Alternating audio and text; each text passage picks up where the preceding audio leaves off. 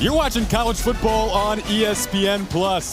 Senior Day in Jackson, Mississippi for a matchup between two schools in the Magnolia State separated by just 73 miles. Alcorn State and Jackson State, also two schools not separated by much when it comes to historical success in big games in this conference. We got another big one for you today between the Braves and the Tigers, set to go head-to-head. Jackson State an opportunity to clinch a spot in the SWAC championship game as we bring you up and inside of the booth. Jason Ross Jr. alongside the birthday boy, Tyler Jackson today. Super fired up for this matchup. Again, JSU can clinch a spot back in the SWAC championship game again this year with a win. Alcorn State, however, Tioka, hottest team of the conference. They've won 4 in a row. They've got some other ideas. What a turnaround story for Alcorn. Started off 0-5, losers of 6 of their first 7. But that's ancient history. Today they're playing their best ball, and they come in on a 4-game winning streak, but they're drawing JSU, a team that's looking to go back-to-back in the SWAC, and to prove that once again, the kings of the Southwestern Athletic Conference live in Jackson, Mississippi. So if Alcorn State's going to pull off this upset today, they've got to do a lot of things well. The defense has been just about as good as the offense during the course of this 4-game win streak, especially the running defense. Yeah, they are second in the conference in rush defense, and they've gotten better each and every single week. They've got 2 elite pass rushers they can unleash if they can get the run knocked out. But I'm going to keep it a buck with you. They got a tough time stopping these trio of running backs for Jackson State. That trio of running backs, like you said, it's not 1, it's not 2, it's 3. Ahmad Miller, Denario Davenport, and Travis Terrell. RB1 is Ahmad Miller. He is an elite FCS back who can do it all. Davenport is the power back that every offense needs to get the tough yards inside between the tackles. And Travis Terrell Jr. is a 5'9 dynamo that packs a wallop on the defense. Picture perfect weather for a Saturday in the South. 81 degrees, minimal winds. Jackson State unbeaten at home this year, 4-0. 8-2 overall.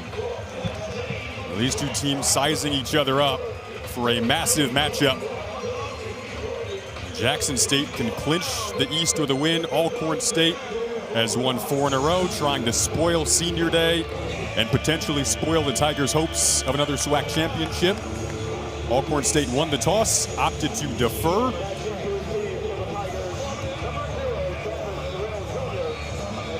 Lorenzo Garcia will kick it off. Travis Terrell back to return.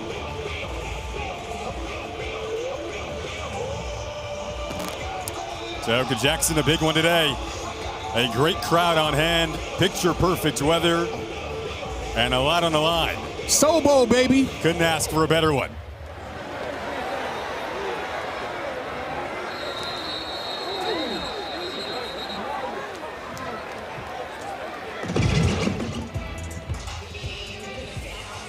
So now Jared Lockhart comes out with this Jackson State offense. We weren't sure who would be. Jacobian Morgan did warm up today, had a couple of good practices. He's been injured, was the starter to begin the season. The true freshman Lockhart steps up once again today. He's been really good since he's been in that starting spot. He has. For a freshman, he's accounted himself very well. Obviously, there's some limitations to what you can do with a first-year player at the quarterback position, but I'm going to tell you right now, Jason Ross Jr., you can play quarterback if you can turn and hand the ball off in an effective way to Ahmad Miller and company. This is a devastating rushing attack from the JSU Tigers. And their win over Bethune-Cookman last week, 3 different 100-yard rushers. Right away on the first play, a big gaping hole opens up, cutting it outside, right inside the 50, down the sideline. A big play on the opening play of the game. Ahmad Miller gets the party started.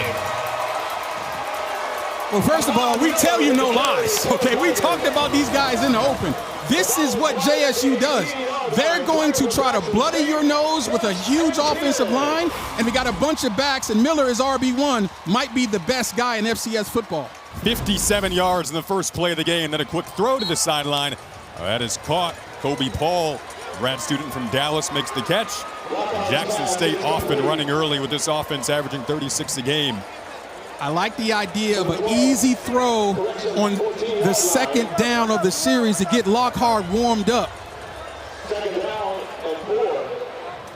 This crowd didn't need much to get cranked up in the early stages. 57-yard run, but now the ball comes out. And who pounced on this? Looks like Lockhart was able to get there on a snap that was a little sketchy. Well, this is what happens when you're playing with a true freshman quarterback. You're going to have some ups and some downs. And again, he's accounted himself well. But this is just a mishap on the catch of the snap, and the ball never gets in there. So you got to take a look at the freshman and say, hey, let's everybody calm down. I know this is a huge game, biggest of your career, but do what you've been doing all season, which is taking care of the football. Good pocket in front of that great O-line. Slant caught by Nate Rembrandt. And he is inside of the 10, down to the 5, gain of 10. Nasty catch by Nate. I love the route combination. He was in the slot and runs a beautiful square in after the inside receiver clears it out. That ball was away from his body, but he plucked it out of air. That was beautiful. How about this start from JSU? The crowd is loving it inside of the red zone. They've scored on 35 of 36 trips this season. Knocking on the door again. Stumbling down is Miller, who had the 57-yard run to begin this possession. Tavion Haney makes the tackle, but Alcorn stayed on their heels early. And they're spreading his defense out inside the 5-yard line. That creates a light box, and they want to run the ball into this huge offensive line. That time, promptly the fake and then the tackle. Lockhart kept it. Stamarion Edwards, leading tackler on this defense for Alcorn State, career high 15 tackles last week, makes the tackle. Yeah, that was the right read to keep it, but that was an outstanding play by multiple defenders, including Stamarion Edwards, who had a 15-tackle game last week. So you expect to see Edwards getting off the pile a lot today. 3rd and goal here, Teoka. They bring in 2 tight ends in this package. They'll run it right to that side. Alcorn State ready. They're going to force a 4th and goal. Bakari McCall made the tackle, leading the way there. Excellent job coming up with Jacoby Anderson as well. Now decision time, 4th and goal. What do you do here? I like the idea of going forward, and I don't think you need to get tricky. I don't think you need the read option look here. This is another read option look, and they got an unblocked defender on the outside. I mean, that's an easy play. I think you line up and run right at this defense, preferably inside. Again, you got a huge offensive line.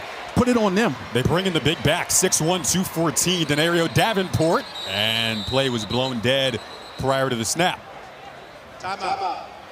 Oh, cool. That's their first charge timeout of the half. It'll be a 30-second timeout. First welcome for our referee, Curtis Green, today. I like the use of the timeout from Cedric Thomas, head coach of Alcorn. Why? Make sure that everybody's on the same page. This is a huge time in the game. If you can get away with forcing a kick, which they didn't do because they're about to go for it on 4th down, if you can get away with getting this deep inside the 2-yard line without getting up any points, that's a huge win on the road against an offense that's this explosive. So, yeah, let's talk about it. Make sure everybody knows exactly what their responsibilities are. Let's see if we can come away with a 4th down stop. See the Alcorn State head coach Cedric Thomas in the midst there. This is an 8-play drive right now. Began with a 57-yard run in the opening play from Ahmad Miller. 4th and goal coming up. Yeah, and JSU, keep in mind, they're excellent on 4th down. They're number 1 in the SWAC at 82% of converting on 4th down. Ahmad Miller the back now, so quick swap for Davenport, 2 tight ends again. Miller trying to stretch it out, and he will walk into the end zone. Began this drive with a 57-yard carry, and he ends it with a touchdown run.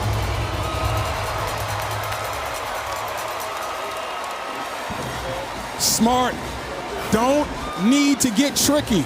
Put the ball in the hands of your best offensive player and let him decide what to take it. It's outside zone, and no defender shows up to turn the ball back inside before he gets to the goal line. And I promise you, if Ahmad Miller is 1-on-1 or even 1-on-2 at the goal line, I'm putting my money on 27. That's virtual money, by the way. I don't got your money to put it to make the bet. Beza, he got the birthday money. Gerardo Beza completes an 8-play, 75-yard drive, a little over 3 minutes to kick things off for the Tigers, averaging 34 points per game. They've got an opportunity to clinch the SWAC East today and get back to the SWAC championship game. You couldn't have dreamt of a better start at home and are out to try to do that.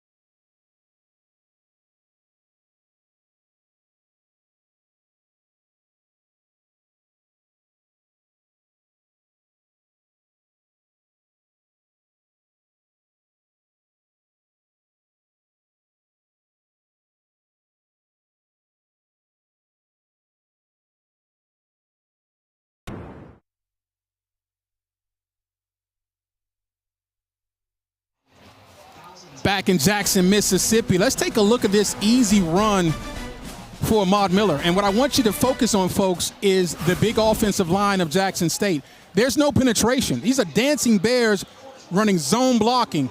And if you don't show up as an edge defender to turn that ball back in, you have no shot. Look for JSU to continue to put this game on their big guys because they have a massive size advantage. Although I like Alcorn's defense, they're just undersized compared to what's going on up front for Jackson State. And so this is one of those deals. We're going to run it until you stop it. It's their 4th straight game now. The touchdown of the opening drive. They've done that in 7 of 11 games this year. Simon Naylor getting things squared away to kick it off. Jacoby Matthews and Tylen Citizen back to return for Alcorn State.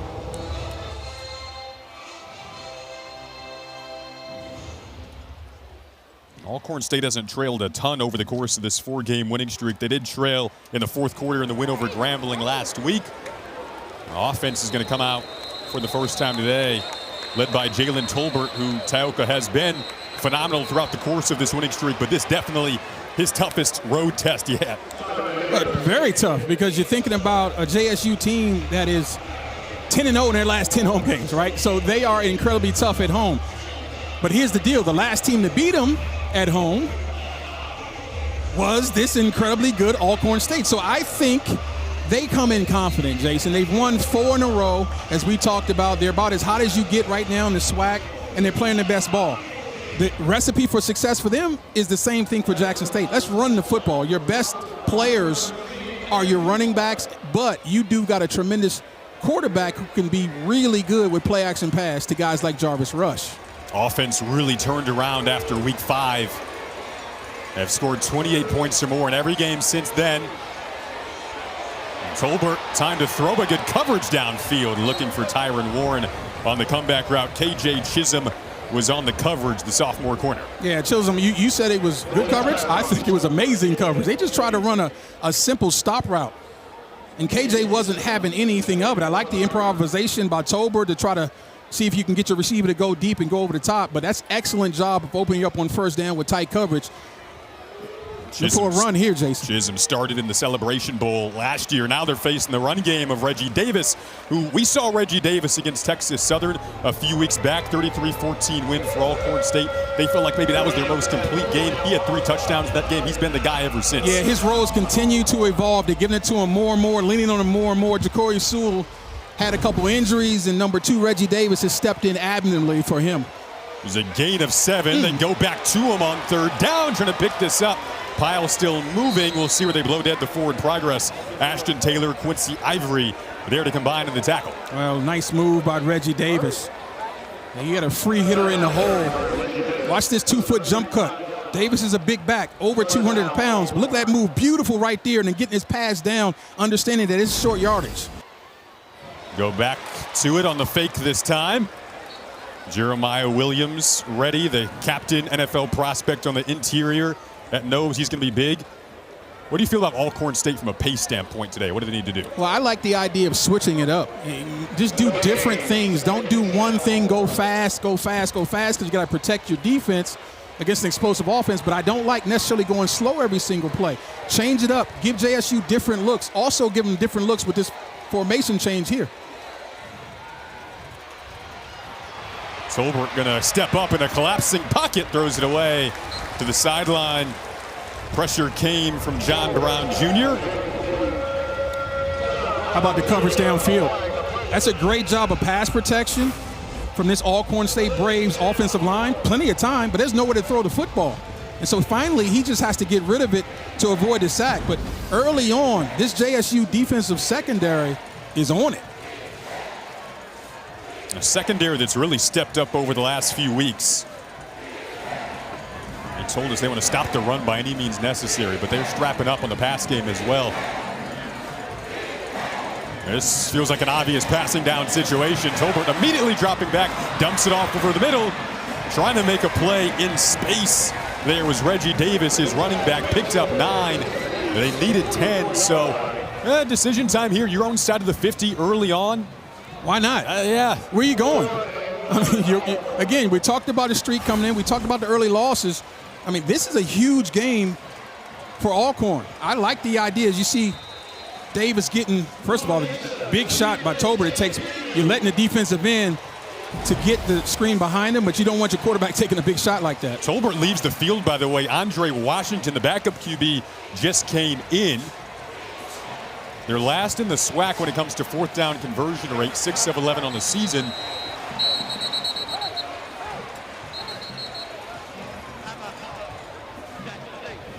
That's their first short timeout of the half. It'll be a 30-second timeout. So interesting. They did a little swap there from a QB standpoint.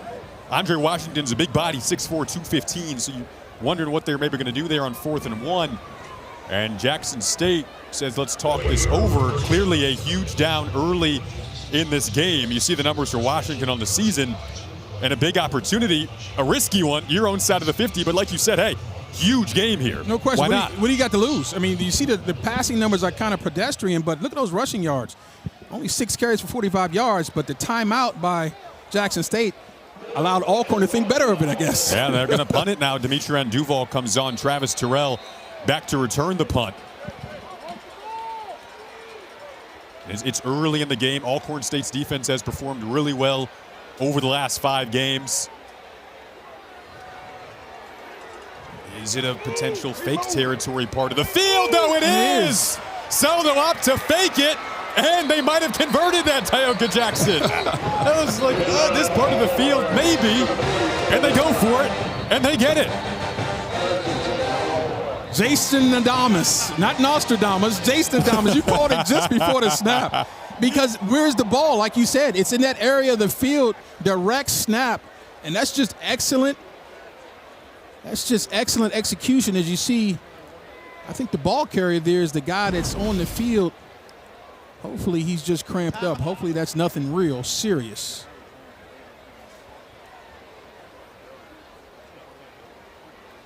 Looks like Christopher Wally who's down. So, a conversion on the fake punt. And Alcorn State, risky decision early on, but they'll be marching on. And Wally needing some help getting off, though. So we'll keep an eye on his status to come back.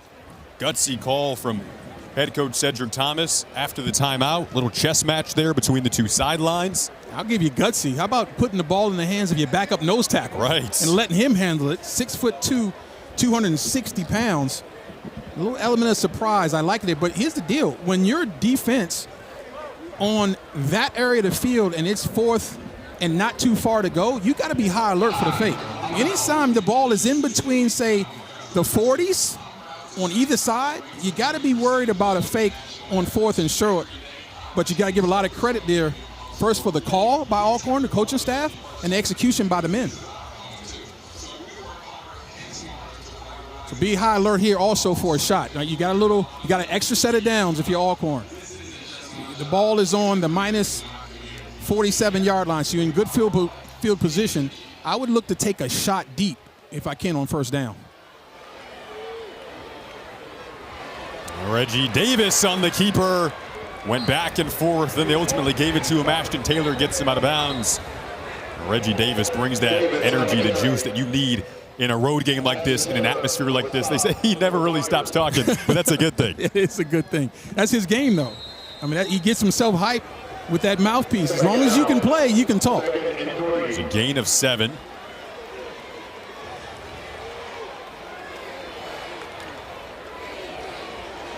Tolbert gonna swing it out this time. Jacorian Sewell, first time we've seen him.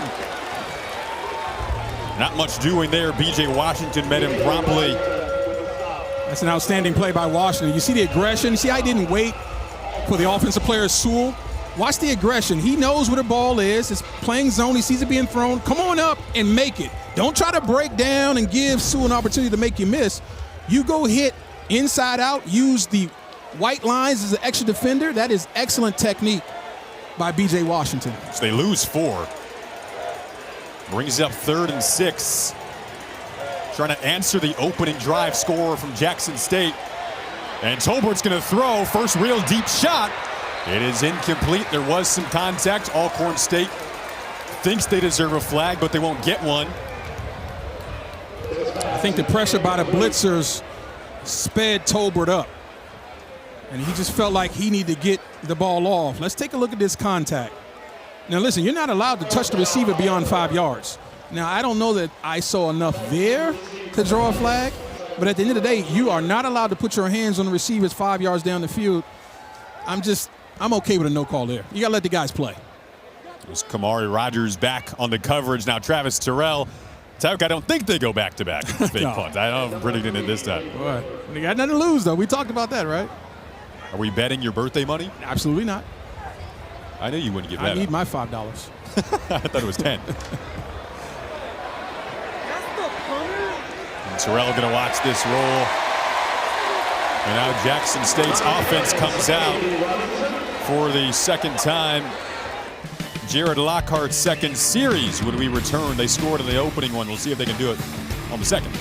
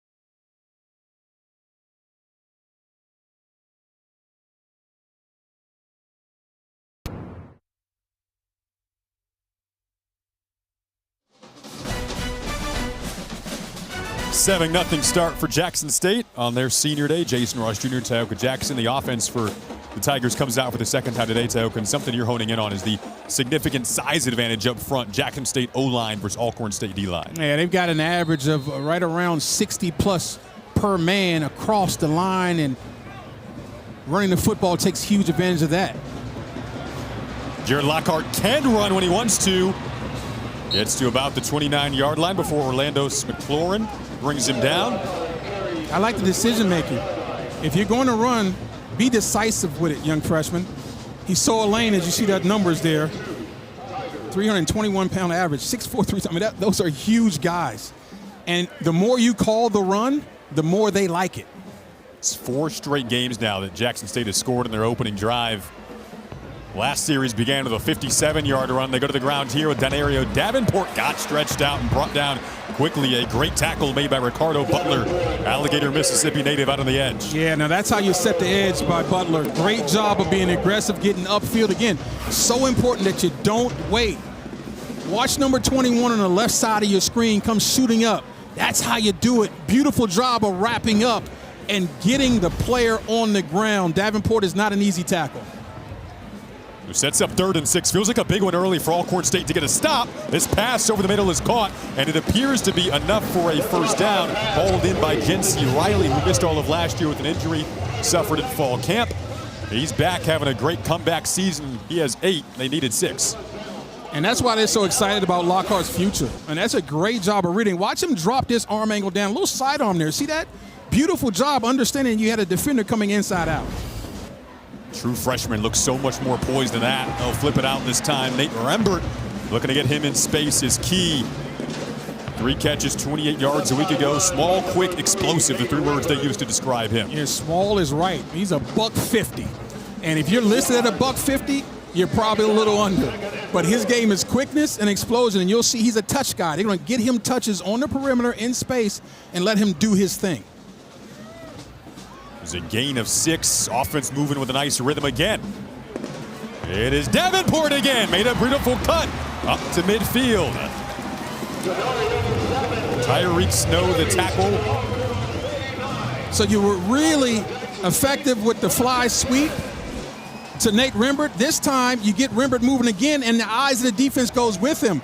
And now you punch him in the mouth with Davenport going around the outside. It's a gain of 12. Another slant over the middle, caught again. Hauled in by Jameel Gardner Jr., their fastest wideout.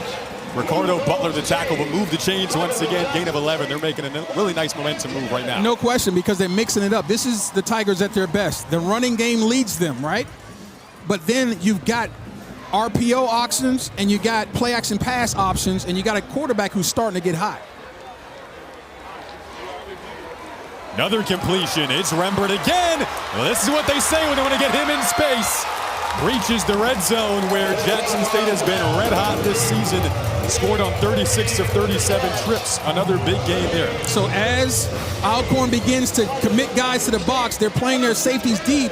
And look at the amount of space for the receiver on the slant. You can't give a guy like Nate Rembert that much space because he will exploit it. Gain of 21 that time. Lockhart 5 of 5, 52 yards. Perfect so far. Pass. Handed off, looking to throw it is Rembert. And he throws it out of bounds. So a little trickery getting involved in an offense that it feels like the consistency of what they were doing was working, but why not mix it up a little bit? Rembert like a little shaken up. Yeah, and because you got Rembert involved, you got the running game from Miller and others in Paul Davenport. So now let's test the discipline, the eye discipline of the Alcorn defense and see if we can catch somebody trying to be a little too aggressive. But to the credit of the Braves defense, everybody stayed where they were supposed to be, nowhere to throw the football. Keep an eye on Rembert's status. One of their best offensive players appeared to be a little shaken up there over on the sideline. Under 4 to go in the opening quarter. Jackson State knocking on the door of a 2-possession lead. To the end zone goes Lockhart. Back corner wanted Dupree.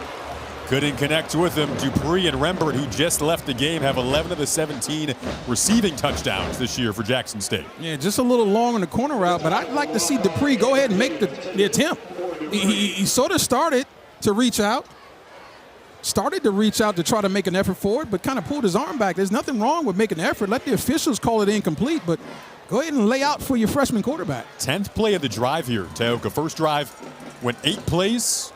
This is 3rd and 10, though. Huge opportunity for the Alcorn State defense, and they collapse the pocket in timely fashion. Caden Kenny able to get there along with Jaquez Dew, and that is a big 3rd down stop in the red zone. Boy, you called it. And this is 2 times in a row now that the Alcorn State defense has tightened up inside the red zone.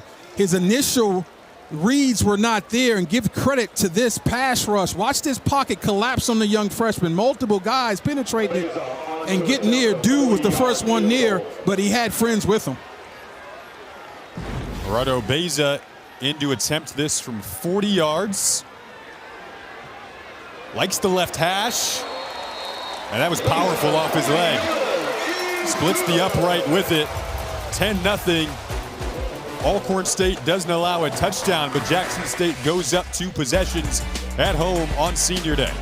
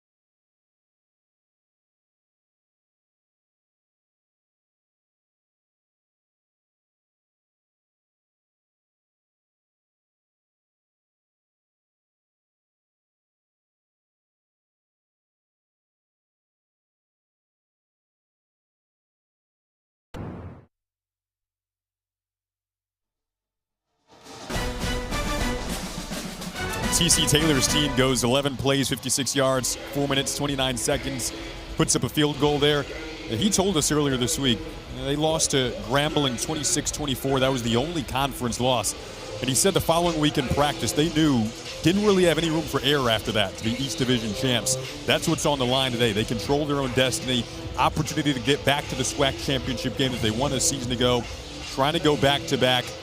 And he'll say it out loud to you. We have dreams of a national championship again this year. They won the Celebration Bowl last year, trying to go back-to-back, and a huge opportunity on their home field to do it on senior day today.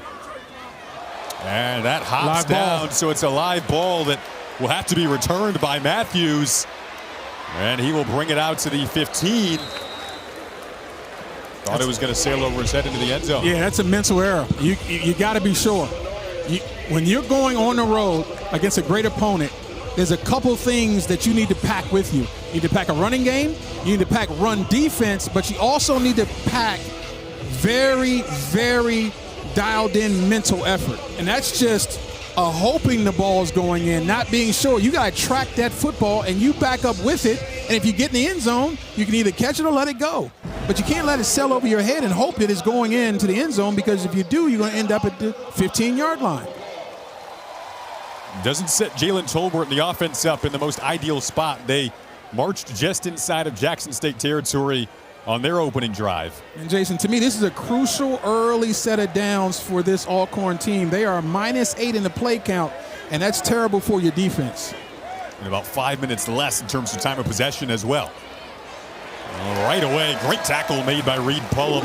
This dynamic duo of linebackers, he and Ashton Taylor, have been great all season long. Loss of 2 there. Yeah, that's, like you said, an outstanding play. Again, the aggression. I like linebackers, they play on the other side of the line of scrimmage. You think penetrators are your D-line, but as a linebacker, when you see it, don't wait. You go get it, and that's a TFL by number 7. Pullum, one of the captains on this Jackson State defense.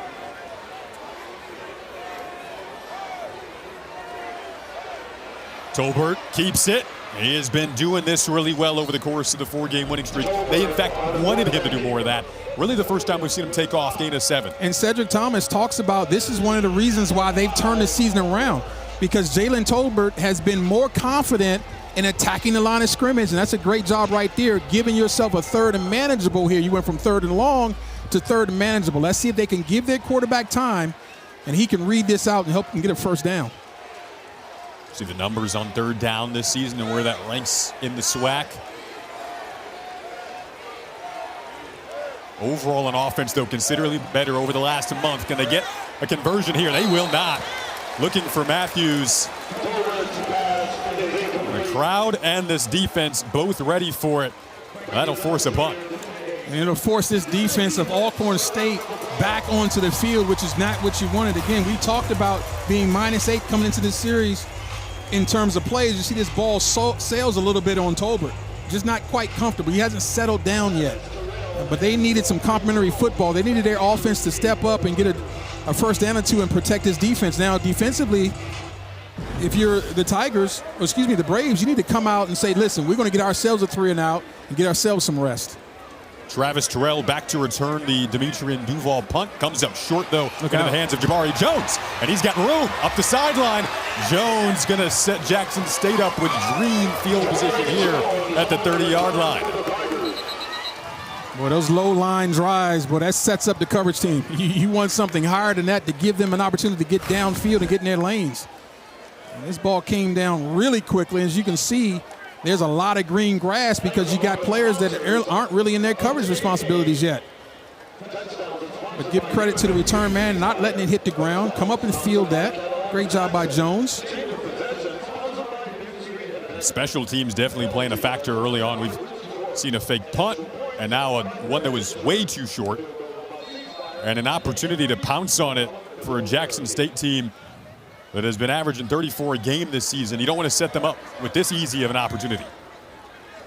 They'll hand it off to Terrell. They'll fake it to him, actually. Keeping it as Lockhart throws across his body, complete to Jency Riley. He's going to try to hurdle. Breaks the tackle.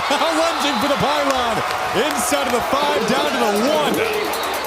Jency Riley hurdling, leaping, and setting his team up right on the doorstep. gain of 29 there. And it looks like down on the field might be McKelton. Okay, Jency Riley, I was not familiar with your work, young man. Showing me some speed, athleticism, and a willingness to give your body up for a touchdown. Play action pass. I love the way of extending. Nice little stiff arm. Beautiful throw on the run. And watch Riley work. Look out. Boy, it takes some athleticism to try a hurdle, get hit in the air, come down running, though. That's McCall, who he collided into on the hurdle. Nice job by Lockhart, though. Once you get a couple starts under your belt, you don't quite look like a freshman all the time anymore. He's getting some experience, and his confidence is rising. And so we know Morgan, Jacobian Morgan, he came in this season as the preseason top quarterback and top offensive player in all of the SWAC, but the injury opportunities or injury problems is giving Lockhart the opportunity. And so, again, you got to feel really good about the future if you're a Jackson State fan. So Tioka cleaning this up here. They're marking this way back at the 35. We've been told there was an illegal man downfield. I never saw the flag. Yeah, there was never a flag, but negate what would have been a gain of 29 that set them up at the 1. Instead, pull it back to the 35. So instead, it's 1st and 15. And more physical play here on the ensuing run. Gain of 5 to get it back, I guess, at least to the original line of scrimmage for Terrell. Tobias Hinton makes the tackle as we enter the final minute of this first quarter. Now, you said more physical play. Terrell is 5'9", $170. But the coaching staff told us he squats over 500 pounds. So I said he was a 5'9" dynamo. You can come up playing games with him if you want. He will run through arm tackles, folks. Lockhart up the middle using his legs, has Green in front of him. Instead of the 10, he gets hit down at the 2. They'll mark it at the 1. So this is originally where the Jency Riley run went down to. Get 1st and goal here on a gain of 29. That's a freshman? Are you kidding me? How about the poise? That thing looked ugly from the start. Watch this. Little play action fake, and here comes defenders making him move. Love the tuck of the ball security, and the physicality. 6'5", 187 pounds. He hasn't even grown into that frame, folks. The future, again, is very bright for number 11. He's replacing the injured Jacobian Morgan. Oh, hand it off and run it into the end zone. Jackson State strikes again. Travis Terrell.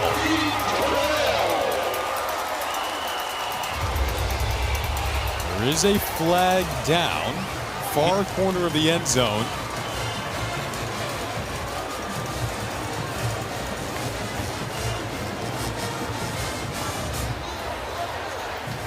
Multiple discussions trying to sort this flag out. Looks like we're getting a touchdown signal. Yeah, so from the signals, this is a dead ball foul, and they're going to assess the penalty on the kickoff, Jason. I think it appears to be against Jackson State, and they're going to be kicking off from further back. So that's an offensive penalty after the touchdown. So Gerardo Beza can come on to attempt the extra point. What a start for Jackson State with an opportunity to get to the SWAC championship game with a win today and clinch the East Division. They came out and played a pristine first quarter. It was a 57-yard carry that opened it up on the opening play of the game. Scored in their first series, then a field goal, and a touchdown on their third series to cap off an excellent start to this regular season finale.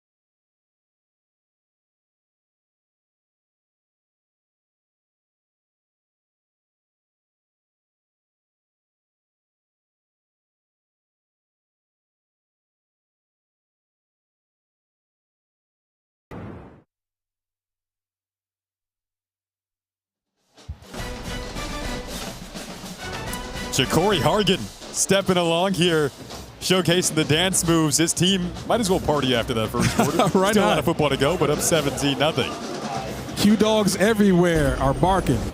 Gotta love it. And if you're a Jackson State fan, you're a Shedeur Sanders fan, and he's probably making his first career start tomorrow. So what do you think it's so far for Shedeur? A tough opportunity to step into last time out, but big opportunity for him here. Well, it is a big opportunity. Anytime you can start in the National Football League is huge, and this guy is a mover leader. Everybody's going to be watching him. When he throws an incompletion, it's a deal. If he throws a touchdown, it's a big deal. But one thing I can tell you about those Sanders guys, they are mentally tough, and they're about their work. And so I look forward to watching young Shedeur, no matter how it goes, first start. It's going to be fun to watch. Tylen Citizen back to return here. Dribbles to the 30-yard line, and he bounced off the initial tackle. Then multiple flags come out.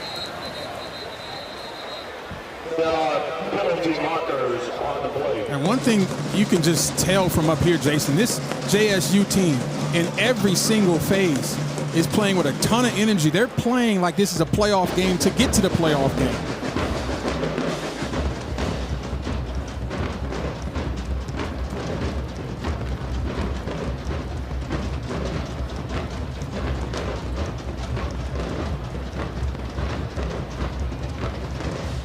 That was T.C. Taylor's mindset. Every game needs to be played like it's a championship game from now on.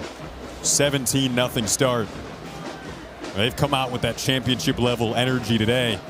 They know this type of stage very well. Both these programs historically very successful in the SWAC, in big games.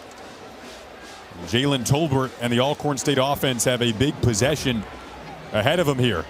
Down 17 to begin the second quarter. A great run, though, here. The physicality, you've got to match it. Reggie Davis does so. Little attitude at the end of the run. Ashton Taylor brought him down. Not before a gain of 9. And some more talk on the sideline. Yeah, I like that from Davis. He's showing me some spice now. He's letting his teammates know with all of this that, listen, we need to start standing up and fighting. We're trying to get this 5th win in a row. And they talked about it, the coaching staff. Cedric Thomas said, listen, if we can't get the championship, we can knock somebody out of it.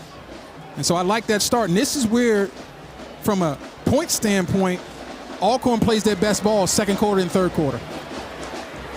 Great stop there from the Jackson State D-line. It was a 48-10 game last year in favor of Jackson State. Eric Thomas, the defensive end for Alcorn State, told Cedric Thomas, his head coach, after that game, we're not going to let that happen again. Tough start here, though, 17-0. Most points in the first quarter this season for Jackson State. They bring in Andre Washington at QB here at Tioga. A big QB, 6'4", 215. Alcorn State 1 of 4 start on third downs. That's a good look at Washington. Also, they bring in Jaden Wynn, number 58. And that is a fullback that is full of power. Look for the ball to go behind him. He's 6'3", 315. They do run behind him. And Andre Washington going to move the chains here for the Braves. Nice job of picking up that first down. Washington does his job, and he stays on the field. Watch number 58 on the kick-out block. Great job of staying away from him as a defender, but you run around him, that opens up a bigger hole. You got to find a way at some point, Jason, to get this ball to Jarvis Rush down the field. He hasn't touched it yet. Washington still in the game, looking for the edge. Picked him up 2. There is a flag down.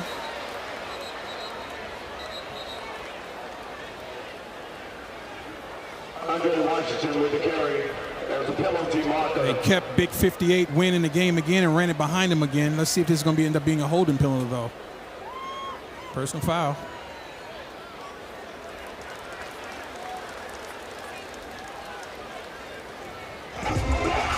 Definitely a personal foul. Couldn't get any details on it. Got a microphone issue by the official, but it's like some sort of tripping call.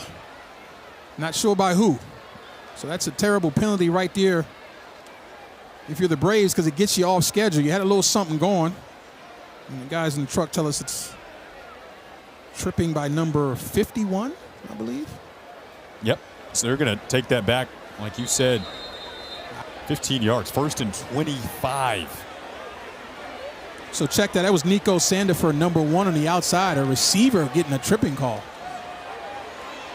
And now Tolbert just trying to use some of his legs. Took a hard hit in the process of trying to get some of that back. Shamar Hawkins, excellent in his senior year. He's been banged up this season. Chicago native. 5'9", $197, but all of that 197 pounds is thumping, boom, right there. And boy, that would have been close, very close to a targeting call. I think he's legal, though. I don't think it was enough contact to that head. Like you said, you want to see him get Jarvis Rush involved, the wide receiver, but coverage downfield has been so good in addition to the run defense so far for Jackson State. They bring the pressure again here. Gets picked up, but more good coverage downfield. Climbing the ladder to try to make the grab is Tyron Warren. He does go up top, brings it down over Kamari Rogers. But you see how hard they're having to work to even make the catches today. Yeah, no question, and that's a credit to the JSU secondary. And he's forcing Tolbert to go through his progressions. That ball's a little high, but 6'3", 185 pounds, Tyron Warren goes up, like you said. Nice job of hands catching, some physicality under duress. But again, 3rd and long. Sets up 3rd and 12. Top of your screen, Quincy Ivory, number 6, one of the best pass rushers in FCS football. Got to get him blocked. They do have good blocking down the seam, a good catch and more. All the way, looking to take this to the end zone is Warren. He does! 64 huge Alcorn State yards and a massive touchdown to try to switch momentum in this game. I love the call. And they caught Jackson State dropping Quincy Ivory. Look at Ivory going over the middle, and he kind of gets lost. He's not reading the eyes of the quarterback. The throw goes right behind him as he moved. And as you see, Tyron Warren has excellent speed. He gets that ball. No one's catching him. Boy, great job by Tolbert. Now, that's the big play that this entire team needed. Give them some momentum, and their offense is finally now stepping up and doing their part. Let's see if that momentum transfers to defense after this ball's kicked off. Can't emphasize how much it felt like they needed that. Oh, man. And I knew they had to push the ball down the field. I thought they may try to get it to Jarvis Rush, but it looks like Warren is stepping up and playing his part. Those are the type of plays this offense has been making during this run of 4 straight wins. Offense red hot. Started 0-5 on the season. 4 of those first 5 losses were by 10 points or less. Some of the details just weren't quite there. Offensively, they changed to 10 personnel after the Prairie View A&M loss, where they scored only 12 points on October 4th. Ever since then, been opening up the picture a bit more for Jalen Tolbert to make plays just like that. Yeah, you called it. That spreading the defense out makes it a little easier to see the throwing lanes, and it also has led to better rushing yards for Tolbert. He's become more of a dual threat, and head coach Cedric Thomas talked about the defense having to defend all 11 now. Lorenzo Garcia caps off the drive with the extra point. 10-point game, 11-12 to go in the half. Cedric Thomas's team on the board.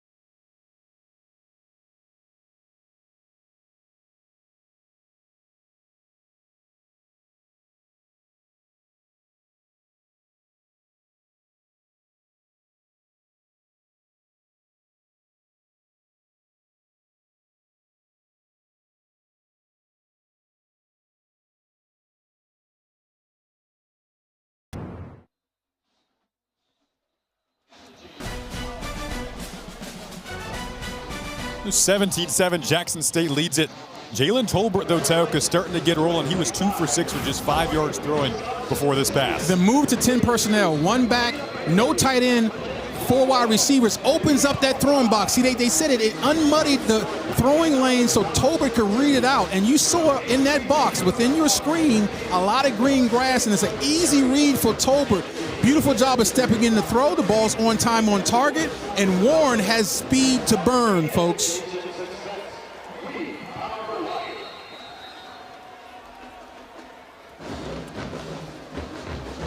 Got ourselves a game now. 17-7, Lorenzo Garcia going to kick off. Travis Terrell back to return.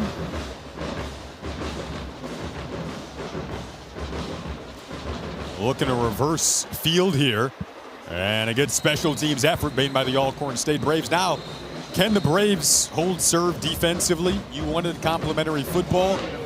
That's what it's all about, right? Offense does their part. Now, can the defense get a 3 and out, something close to it, or better yet, a turnover? That's the type of deal it takes. Everybody has to play their part. Special teams has to be better. The offense has gotten better. Defense, not that bad, because considering how much they've been on the field. Now you've got an opportunity. Let's get this offense off the field in 3 plays or so. Set your offense up with really good field position. Now you're doing something. And obviously on the other end, if you're Jackson State, let's just everybody calm down, turn and hand the football to one of these 3 backs and let the offense retake over, the offensive line, retake over this game. Everybody calm down is what you said to me last night when you bought your own birthday cake. Because you wanted to wait until tomorrow. It's just now technically today. They're stretching it out here. It's been a party offensively so far for Jackson State. Jared Lockhart, 5 of 6 start through the air. They get Janalen Dupree involved there. Jeffrey McKelton makes the tackle. Just a quick gain of 1. Again, it feels really important for Alcorn State to get a stop here. That size difference up front is something that we honed in on early. It's about a 60-pound per average difference. Jackson State O-line versus Alcorn State D-line. They hold up again. Quick throw. Jameel Gardner Jr. the catch this time. Brought down quickly, though, by Tavion Haney, who's done a good job at corners so far today. Gain of 4 that time. Yeah, I'm going to be honest. I'm not loving these first 2 calls. We reestablish this offensive line. Whenever you go laterally with the run game or throw perimeter outside, you're negating what this offensive line is good at. And I think this was a settled down type drive. Obviously, they can still get this first, 3rd and 6 or so, but not a huge fan of those first couple calls. A little over 115 yards rushing so far. Had 300 plus last week against Bethune-Cookman. Lockhart on 3rd down goes underneath. Oh, slipping a tackle was Rembert.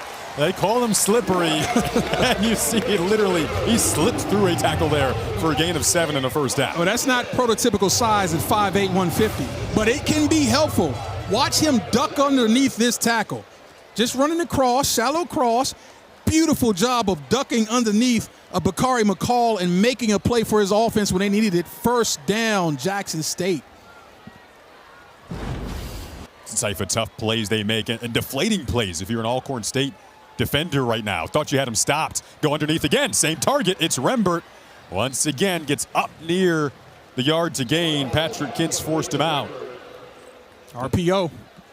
When you got an effective running game, that little fake with the ball in the belly of the running back has to be respected. Linebackers step up. There's throwing lanes behind them. And Nate Rembert gets the space that he loves to catch the football and make a move. Had an 8-play and 11-play drive in the opening quarter that resulted in scores.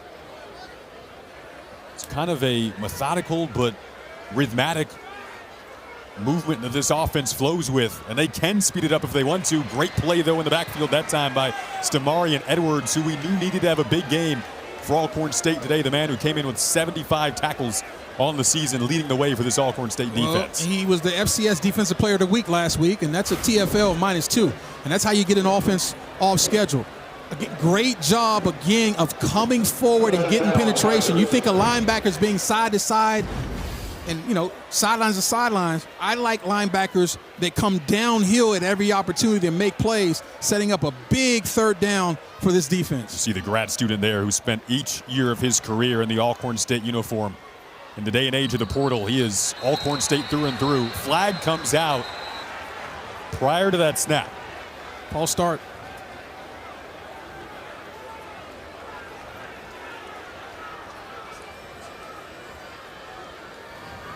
Yeah, I think if I'm not a lip reader, I'm not good at that, Jason, but I saw a clear 2 from the officials. And I think that was a false start by Janalen Dupree, the wide receiver, but that's inexcusable. You're at home, the crowd's quiet, they understand what's going on at Jackson State. Smart fans, they're not loud. No reason to false start when you're at home offensively. So this big opportunity got even better for this Alcorn State defense as we get another stoppage in play and a timeout by JSU. 3 for 5 on third down today. We'll see if they can get conversion number 4, or if Alcorn State can get the stop when we come back to Jackson, Mississippi.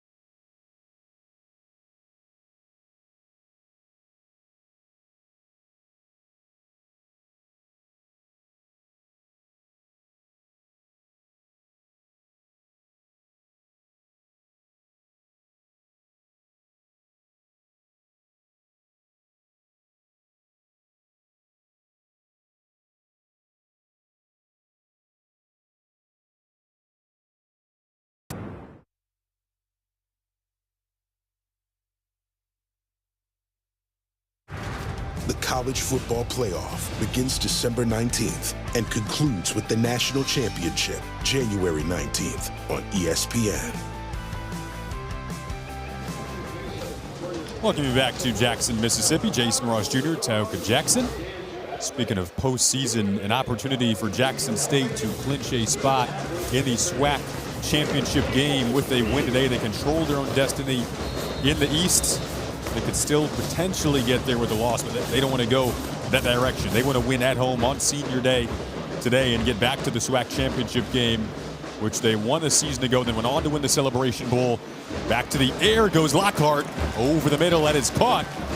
And able to make the grab, Shamar Savage. Jeffrey McKelton there to bring him down, but fourth third down conversion today.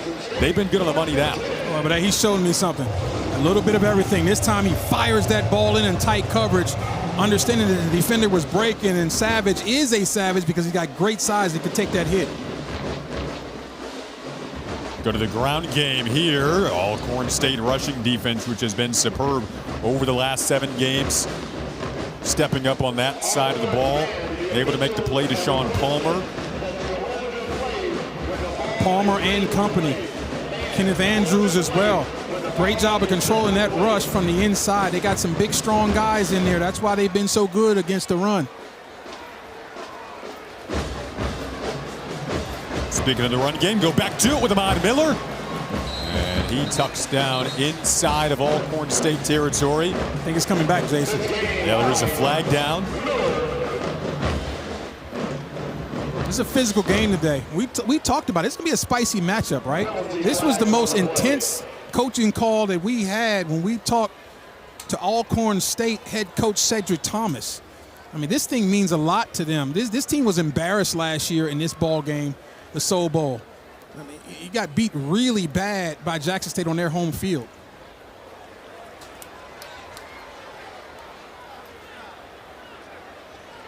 It was a 48-10 game. Like you said, it's coming back. You felt like our call with Cedric Thomas, head coach of Alcorn State. You called it maybe one of the spiciest calls you've had this season, calling games. Man, I mean, I could feel the intensity.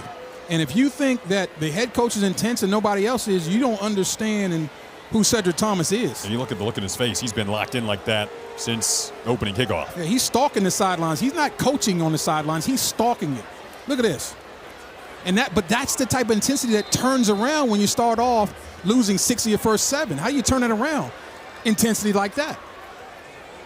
They've won 5 out of 6 since then.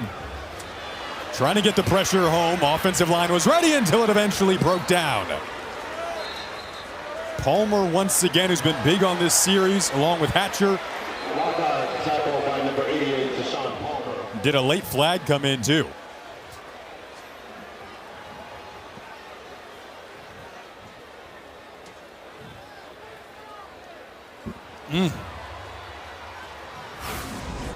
Now, here's the question. Do you accept the penalty or do you take them back? Because you're looking at 3rd and forever. Now, what is that? Yeah. See, it's always the second guy.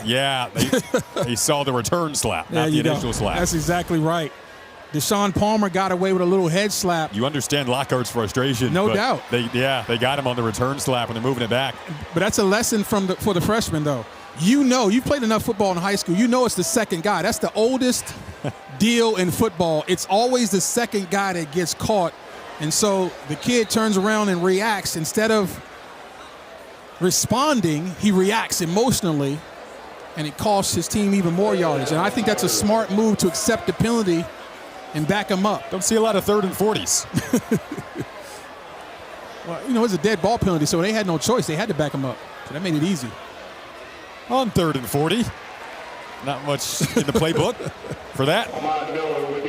Except for live to fight another day, up 10. And look at the chippiness, no Jason. pun, and the emotion. You thought this could be a chippy game. We're starting to settle into that as Alcorn State scored on their last drive, knowing the defense would need to hold serve. Approaching 5 minutes to go of the 2-minute timeout and 1 timeout left for Alcorn State. So I understand, excuse me, Jason, I understand from the locals that JSU's biggest rivalry is Southern. Well, this is their second biggest rivalry. So this is what these two teams go at it. They lay it on the line. This is what they do.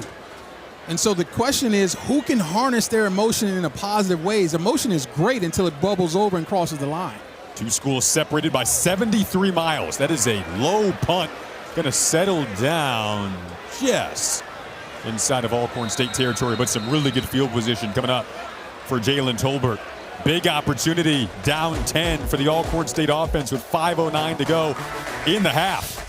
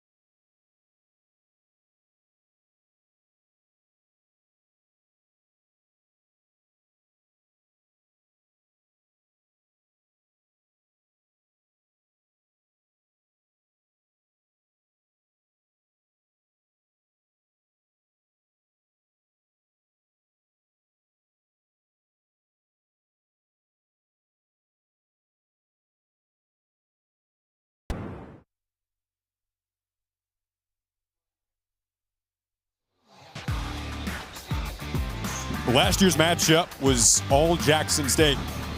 At Alcorn, dominant 48-10 win. Braves trying to flip the script today. They were outgained in several categories on that day. Penalties really hurt Alcorn State in this game. So a cleaner game was on the mindset today. Jackson State spread it around, got things going. 211 through the air, 283 on the ground. We flipped the page to this year. Cedric Thomas and his group had an emotional week of practice, trying to bounce back from that loss a season ago. Definitely still on their minds and in their hearts. Naturally, it would be, and you've got a huge opportunity here, down 17-7, to, if you can score on this drive, potentially match or exceed the amount you scored against Jackson State a season ago. This is a take-a-shot type field position on first down. I take the opportunity to see if I can get this guy deep.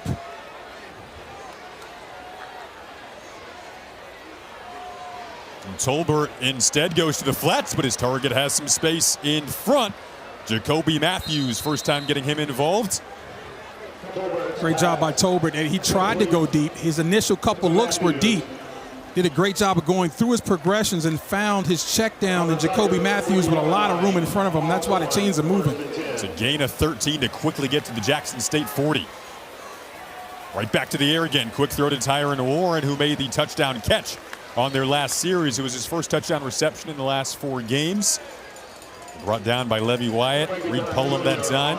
You know, if you're the coaching staff of Alcorn, you've been really good in the last couple of drives of getting the ball in the air.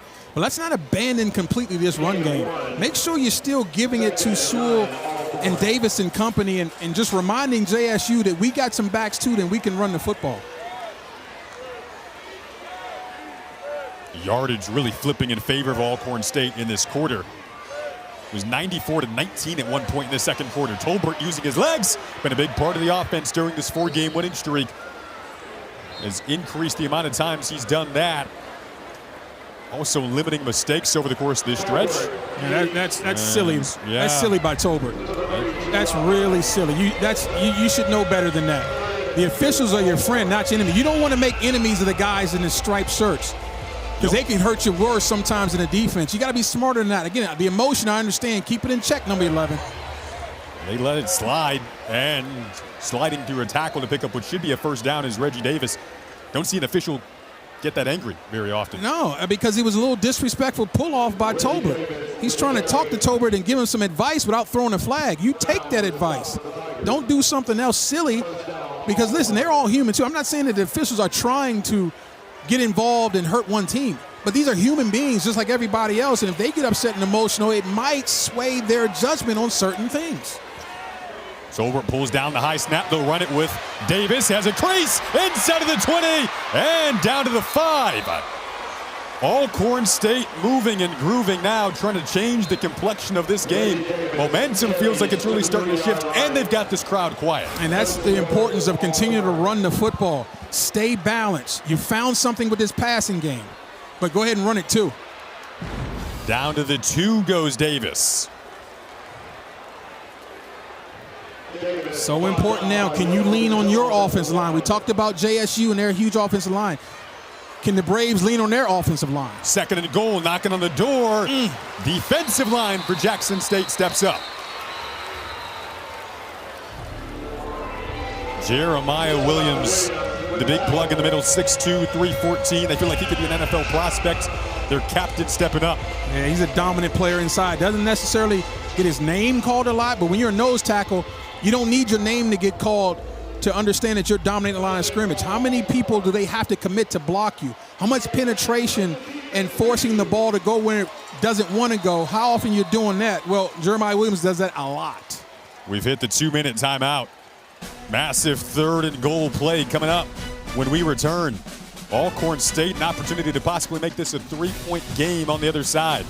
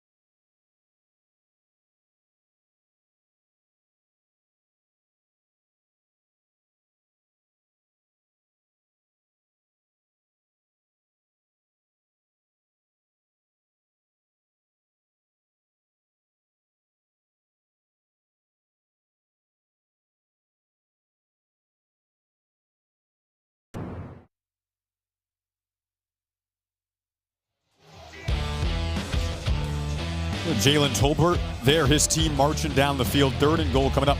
Earlier in this series, saw kind of a rare moment between official and quarterback. Looks like official going to try to give him some advice here. Then Tolbert kind of rips away from him, gives him a little stare. Official really doesn't like it. Don't see that much of an interaction and emotion within that player and official very often.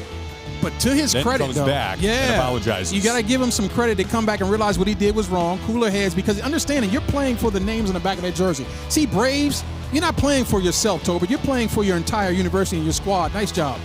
Andre Washington is in here, 3rd and goal, huge play, trying to make this a 1-score game. They also bring in Jaden Wynn to block. We've already seen this before. Converted the last time they did it. Oh, high snap! Completely messed it up. And now ball is loose and turned over. It is scooped up. Frankie Dunn just spoiled a huge opportunity on the doorstep of making it a 1-possession game. You get no points, and Jackson State gets it back. Wow. First of all, there are a couple mental errors on this play. First of all is the obvious on the snap. Watch the snap. Just way too high, doing way too much. Now watch the decision by number 17 to go try to block. Lay out for the ball. The hopes and dreams of your program is on the ground. Don't try to get in the way and box out the defender. Lay out, Andre Washington. Go get that football. Crowd right back into it. Frustration on the Alcorn State sideline. You can see on their faces how big of an opportunity they knew that was. Flip it over. Jared Lockhart and company have 150 to work with, and great field position, and a catch right away. Down the seam. Explosive play. They pounce on the mistake. Check.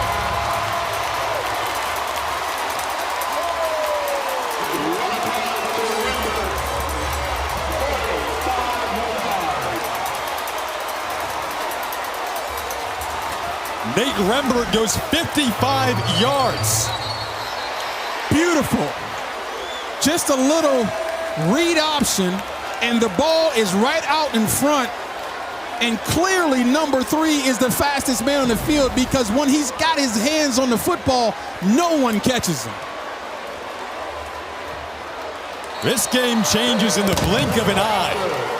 One mistake, one moment, one big touchdown. What could have been a 3-point game is now 24-7. Momentum is very fickle. It can go anywhere at any time. But what is for everlasting is execution. And right now, Jackson State is executing at a little bit higher clip than Alcorn State, and that's the difference in the ball game. Alcorn State had the momentum and failed to execute down near the goal line. Jackson State gets the ball back, 1-play touchdown. Essentially 2 snaps. The last 2 just resulted in 98 yards for Jackson State. You don't see moments flip that quickly, and this crowd is loving it.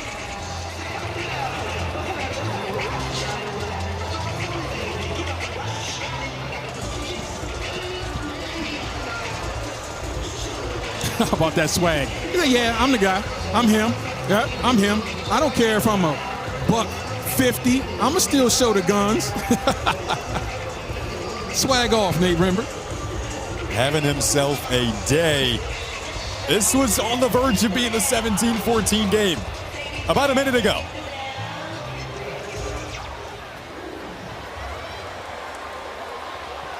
Jacoby Matthews lets that take a hop. Now Alcorn State needs a big play. He gets out to the 36. With 1:37 left, flags, emotions, and some shoving.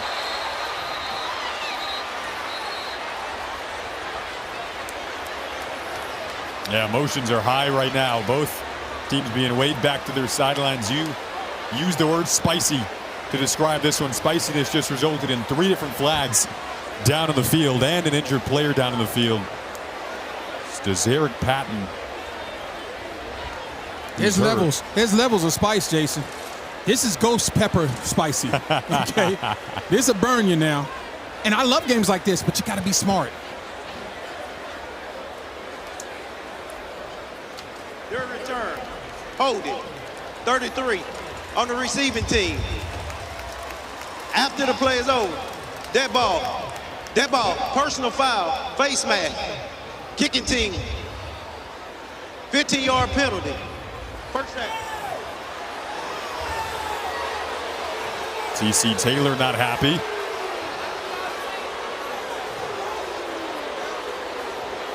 Neither is the crowd.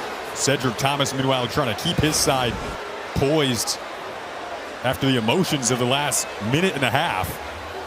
And I would love to tell you exactly what it looked, but it's so much going on. There's a battle royal out there. There's multiple things going on, multiple infractions that aren't getting called. And really, this is now about the coaching staff getting the attention of their players and saying, listen, let's not forget about first things first. Why are we here? Are we here for WWE action, or are we here to win the game? WWE is cute and fun, but it's scripted, folks. Well, this game is not scripted. And so you got to get your emotions under control and remember why you came to the stadium. You came to the stadium to win the football game. And getting these silly penalties are preventing you from doing that. No disrespect to WWE, though. I feel like I wouldn't have made it a little too far. I mean, you know, I loved Jimmy Snoopy Snooker growing up like everybody else, but I'm just saying, it's a little different. And you know we have WWE action on ESPN Plus. Of course we do. 1st and 10 here after, I mean, you can't imagine the emotions that Alcorn State's trying to reset from right now. Tolbert, dangerous throw as he was being brought down from behind. There was a flag behind the play. Jeremiah Williams brought the pressure there. Trying to lay out to make the play was Ashton Taylor. Tech, we're reading the Lips personal foul, hands to the face. Hands to the face can be very dangerous. This is how you get eye injuries. Didn't see it in that clip, but what I did see was Jeremiah Williams putting inside pressure on the quarterback, and I don't care who the quarterback is. If he's getting pressure in his face up the middle of the pocket, it's going to move him in an uncomfortable way, and that's why the ball ended up on the ground. 4 total personal fouls so far in this game, and we're in the first half, Jason. 2 and 2 each. Sets you way back. 1st and 25. Dump it off. Jacoby Matthews. Taoka, how do you emotionally respond right now if you're Alcorn State? Wow. It's a great question, and I think what you got to remind yourself, like I said before, why are we here, guys? First things first, we came to win. Well, the first rule of winning is don't beat yourself. So stop inflicting pain on yourself with silly penalties. That's 1. 2, we've got some momentum, and we have found something with our passing game. Let's continue to execute and don't abandon the run completely. And gain of 13. Like you said, they started to find it through the air, especially over the seam.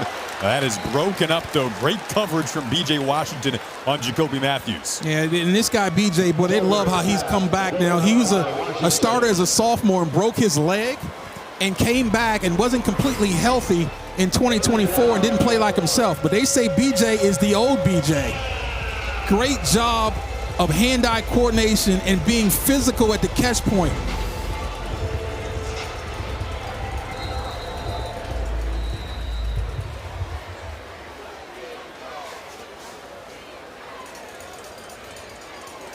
Catch your breath. Lots to reset from. I need a timeout right now.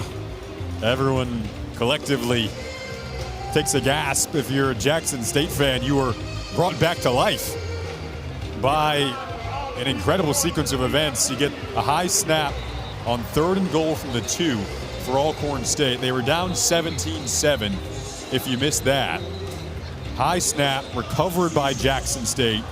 Then on the ensuing play, touchdown catch made by Nate Rembert. Go about 98 yards in the midst of 2 snaps to make it 24-7 instead of what could have been a 17-14 game right now. The game changed in the blink of an eye, and as you can see, the Jackson State fans are right back into it.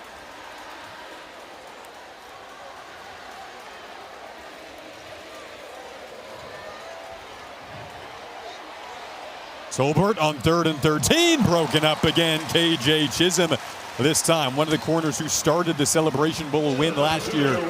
Just a sophomore and been playing really well. Yeah, he was all over that. I mean, he literally ran the route for the receiver and almost came up with the football himself. That's recognition of the route. Look at the comeback. Look at 17 undercut that thing. Boy, that's beautiful defensive back play. The only thing I would add to that is you're inside Tyron Warren right there. Go ahead and go with 2 hands instead of trying to knock it down. Be greedy and understanding that ball is just as much yours as it is Warren's.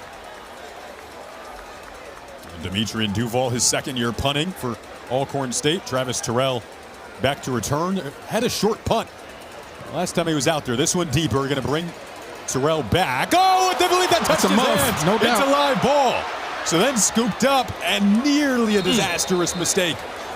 Jackson State going to come away somewhat unscathed from that. Wow. That's Kobe Paul. Great hustle by Paul to get on that football. Mentioned the last punt was short Tioka. This one was not, and it had an odd, almost like a curveball type of deal to it. And see how Paul decided to go for the football? Now, it was risky to try to scoop it up. He was able to do it. I probably would say you're better off in that situation at this time and in that area of the field to go ahead and fall on it, but he did a great job of scooping it up. But I like how he went and got the football aggressively and avoided the catastrophe.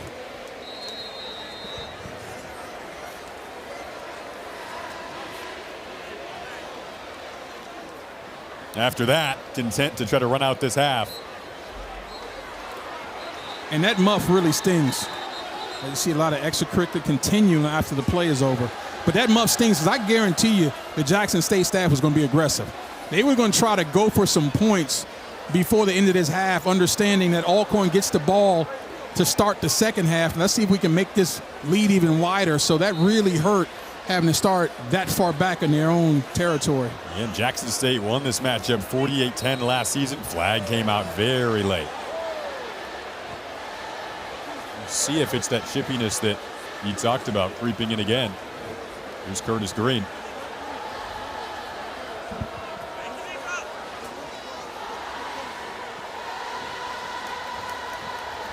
Unsportsmanlike conduct, not sure exactly what happened. Another dead ball foul, which means it's an unforced error. This is where mental mistakes are creating these penalties. These are not forced penalties by your opponent. These are you making a decision to be selfish and hurt your team. You already have the offense backed up. You need to get off the field in 27 seconds. You get a dead ball foul, automatic first down. Now, maybe Jackson State will get aggressive again. So let's see number 3. Kept going at it with the ref there. Now, explain to me what can come out of that in a positive way. And that's Demarion Edwards, who's a terrific football player. Again, he was the FCS Player of the Week defensively last week. What can come out of getting into a verbal spat with the officials? You're not going to win that. You're not playing the officials. Remember who you're playing against. It's the guys in the blue jerseys, not the striped ones. Saw that sign there. These fans hoping at the end of the day Jackson State will be SWAC championship bound. They've still got another half of football to play. But up 24-7, that's the goal they're trying to accomplish today. With a win, they'd go back to the SWAC championship game that they won a season ago. If I'm Jackson State, I'm going to see if I can get a big play. I mean, you're trying to get the field goal range. I might go hard play action and see if I can slip somebody behind this secondary. Like you said, Alcorn State gets the ball to begin the second half. Jared Lockhart patiently waiting. We'll see if they do let him throw it out. He's got a cannon for an arm. 6'5", 187, still adding some weight onto the frame, but he's got the prototypical QB height and size. Mr. Green, we're trying to get your message. Give us just a second, please.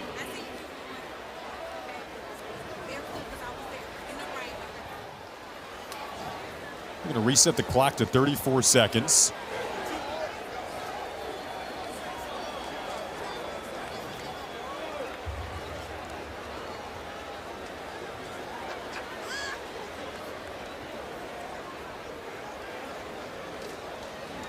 Coming into today, Alcorn State, one of the hottest offenses in the country. 4 straight wins. Could argue hottest team in the SWAC. Today, they're defensively trying to silence Lockhart has been the problem. He's been so efficient, 10 of 11, 137. You see the rushing numbers as well. True freshman, by the way. You could say in the biggest game, definitely biggest game of his career to this point. Biggest stage of his career. Trying to get his team to the SWAC championship. And now they'll let this half wind out. Jackson State possibly a half away from clinching a berth in the SWAC championship game. A lot of emotions between these two teams that have been two of the best in the SWAC over the last month.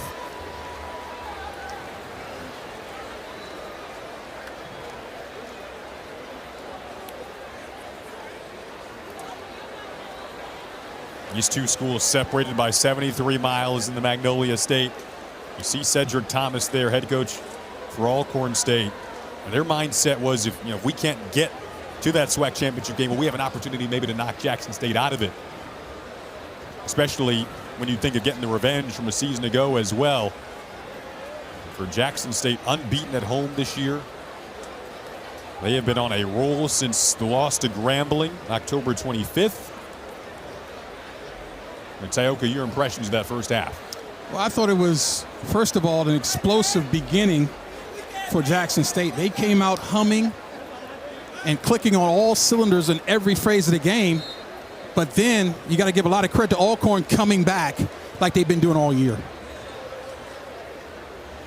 We've got Cedric Thomas, Alcorn State head coach.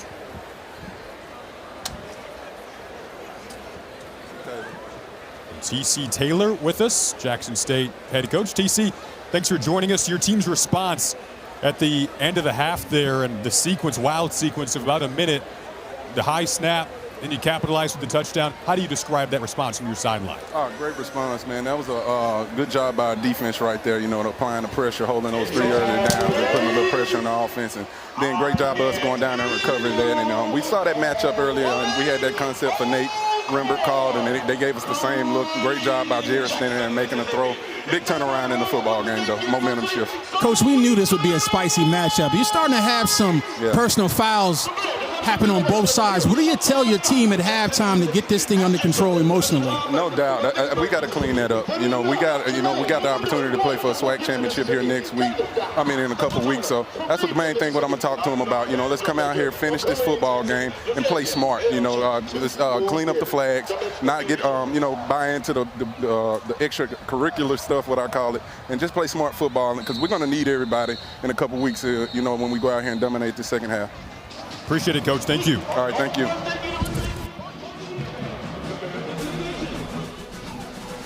Big opportunity on the line. You could hear it in Coach Taylor's voice trying to wrap it up in the second half. Still a lot of football to go, though, between two teams that know each other well in the Magnolia State.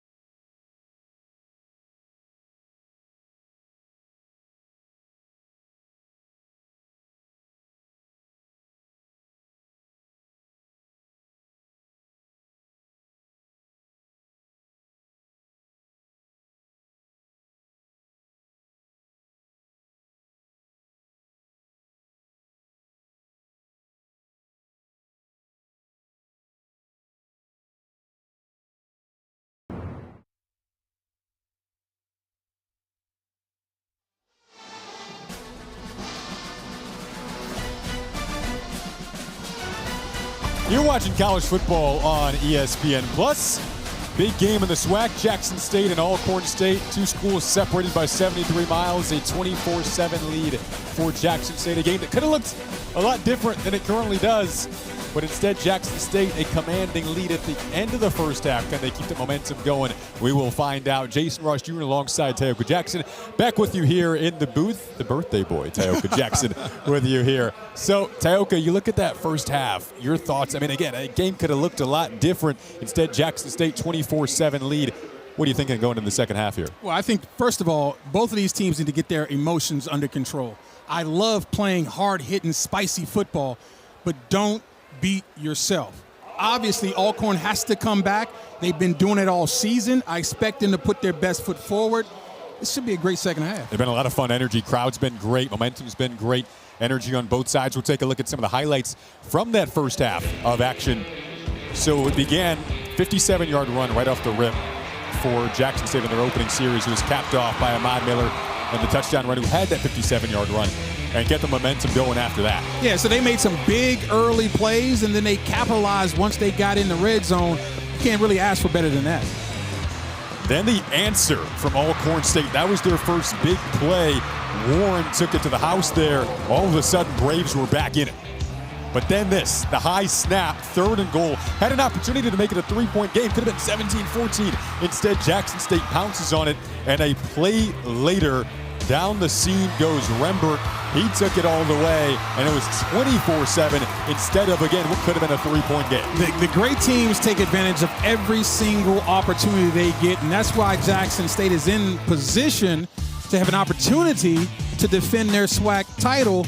They got an opportunity there, capitalized big time, and that's why it's a 3-score game. Now getting closer to this second half of action. Again, a 3-score game after what could have been a 1-score game.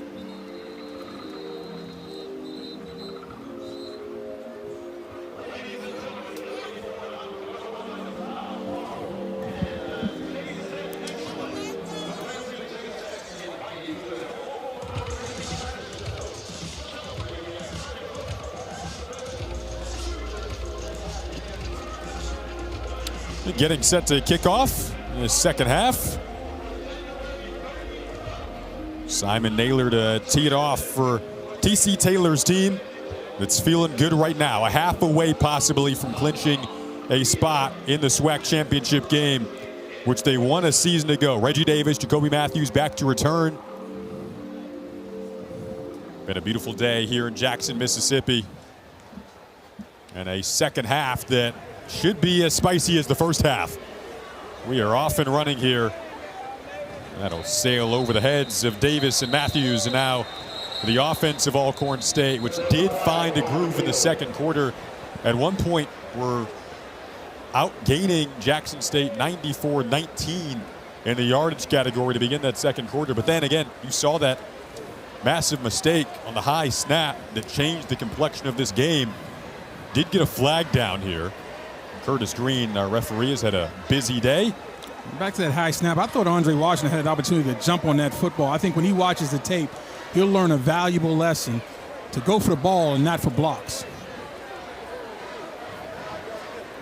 So there's an offsides on the kicking team of JSU. It's a re-kick. Generally, the book says when a team has to re-kick, it truly favors the receiving team because obviously the 5 yards of yards, or 5 yards lost on the penalty, but then also just was something about re-kicking. For all the years I've been around football, it just gives some juice to the return team. So let's just see if Alcorn can take advantage of this, because in this situation, down 3 scores, you're going to have to take advantage of every single little opportunity you get, and here's one of them. And every now and then, you get a big return in a situation like this because the special teams unit that's trying to cover is a little more tired.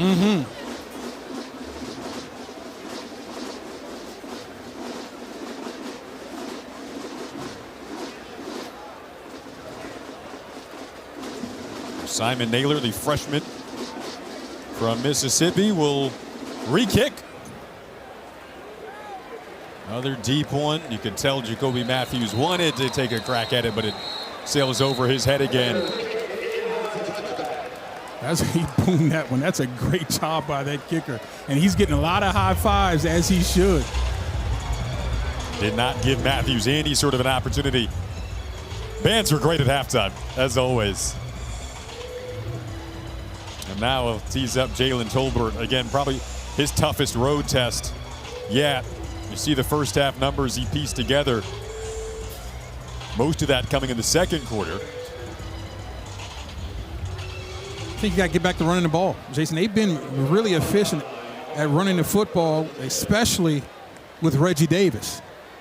Jacorian Sewell is the running back here, but he's just blocking. They'll throw it to begin things. Open it up with Tyron Warren, who had the big touchdown catch. KJ Chisholm pushes him out. Love that efficiency on first down. Second down becomes a race down. If you want to take a shot, you can because, well, they get the first down, so it doesn't get more efficient than that, moving the chains. You give him a generous spot, then go to Sewell. Set up second and manageable here. I have no idea how that ended up being a first down, and the chains were still moving when the ball was snapped.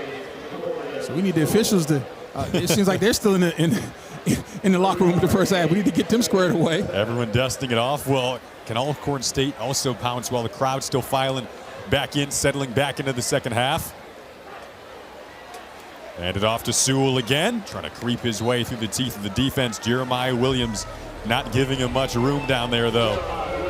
Winning in the trenches is what Jackson State preaches every single week. They are trying to do that here on 3rd and 5. So if you get positive yards on third down, it wouldn't shock me at all if this becomes 4-down territory. The question is, what can you dial up to get yourself a first down? I'm looking for a short, quick pass at the sticks. Let's see if you can get that thing. Quick slant over the middle, right at the yard marker to gain. They will move this forward. Making the grab was Amarion Blakes. Yeah, this is all about timing and accuracy. Doesn't even take a step. Gets the snap, and that ball's on its way. So give a lot of credit to Amarion Blakes being where he's supposed to be, just like he was in practice. Same thing in the game. They love him in that slot. Quick throw again. Everybody go to Tyron Warren. You like the quick throw game here? I do, and I like the tempo at which they're moving, too. This is not an extreme hurry-up situation, but they're getting a call at the line of scrimmage. And a lot of times, when you go this quickly, it simplifies the defense, which then simplifies the reads for Jalen Tolbert. Another quick throw. It's Jarvis Rush this time. First time really getting him involved. Trying to get him in space. Got him inside of the 45. At college football this year, man, it has been wacky. You look at the Texas A&M South Carolina comeback last week, 30-0. And yep. I mean, today it's less of a deficit than that. And these teams know each other so well. This Alcorn State offense has some pop and fire to it. So can they get going? Here's your explosive play. Reggie Davis is in the clear. There's your momentum out of the locker room.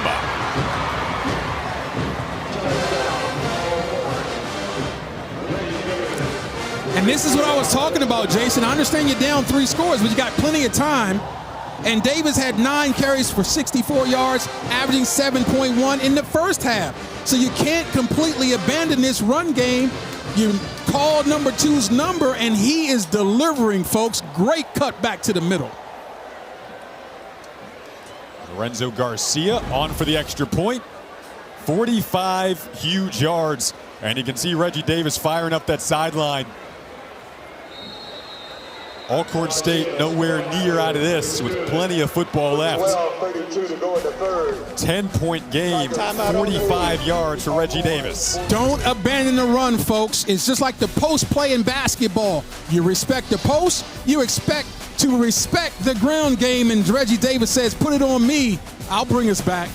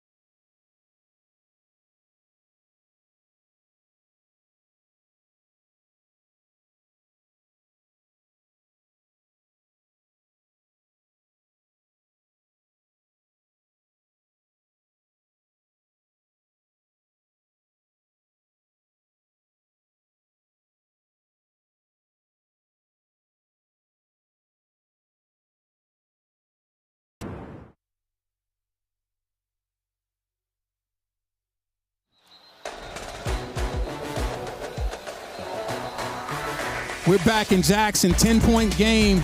Jackson State up. Look at the little shift before the snap. Gets the defense a little bit out of whack, and they don't really get their feet set and ready to play when the ball snaps. This is outside zone. Beautiful job of pressing the hole and cutting it back by Reggie Davis. And when he cut it back, there was no one home, folks, and he does not get tackled until the turf monster gets him right there.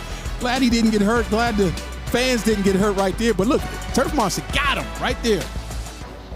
Glad he's not hurt, though. But great job of pressing the hole, running with vision and exploiting through the hole when no one can catch him. Exploded through the back of the end zone. Yeah.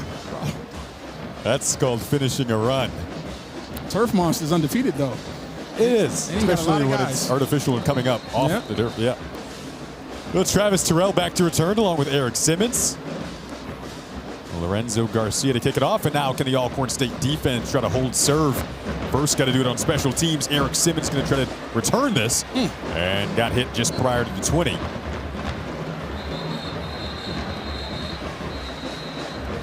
More extracurricular activities, more pushing and shoving. No flag, though. So what I saw in that opening series by Alcorn was a workman-like attitude. No extra pushing and shoving. They came out and focused on execution. That's what's going to be able to bring them back. And if you're Jackson State, you got a hot young quarterback right now that's been the best that we've seen him all year. You're 10 for 11. You're doing an excellent job with young man. Just keep doing that. And they, again, with that efficient pass game, you know you can run it.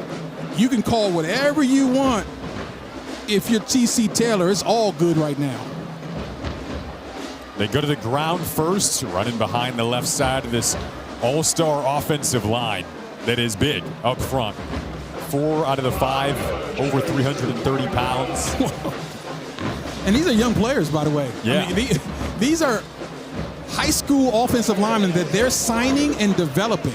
That's old school type stuff, right? You see a lot of transfers here and there, whatever. This offensive line of guys that they went and got, developed them, put them in the weight room, and now they're putting them on the field to let them perform. Same with their QB, Jared Lockhart, true freshman, was recruited and now playing at his dream school. There was that underneath and short.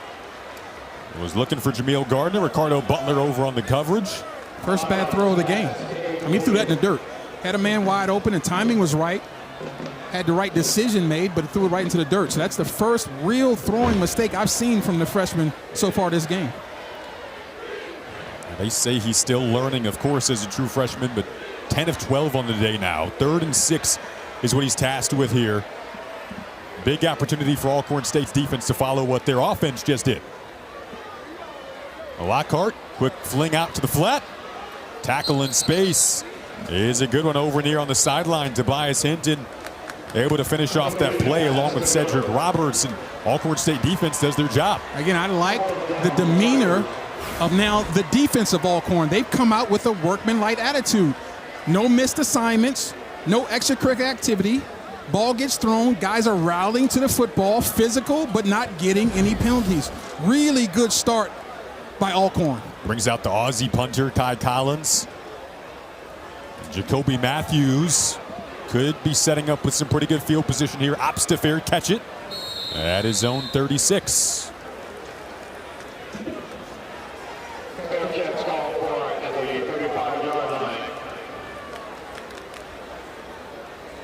Right now, if you're the Jackson State defense, you got to figure out a way to make some big plays and get this crowd back into it. They're in the seats. They're in the seats. The butts are in the seats like they were in the first half. But the problem is they are sitting down and they're quiet, right? And you had a huge advantage. These folks were all up, dancing, having a good time. Crowd noise involved. You need to give them something now to get the juice back on your sideline. It was a 24-7 deficit, just like the first half. Alcorn State answered. Now a 10-point game. Quick throw game was productive on the last series. Sewell keeps that up. And their second drive of this third quarter. Gain of 6 that time. You want to see that keep going here? I do. I like the tempo. Obviously, they're finding something in. And we talked about how going this fast cuts down the substitutions and it keeps the defense vanilla. Go to the ground with Sewell, who's getting the brunt of the work so far in this third quarter. Saw Reggie Davis, though, the one who took it to the house on the last series, had the big crease, went 45 yards, 3rd and 1 on the horizon here for the Braves offense. Yeah, the days of one running back carrying the load are pretty much over in all levels of college football and pro football. Fresh legs on Sewell is showing. Handed off, and Taoka, he did not get there. Oh. There was a huge collision, ran into a brick wall. John Brown Jr. made the initial contact. Oh my goodness, John Brown. What in the John Brown is going on inside? Nothing is what's going on.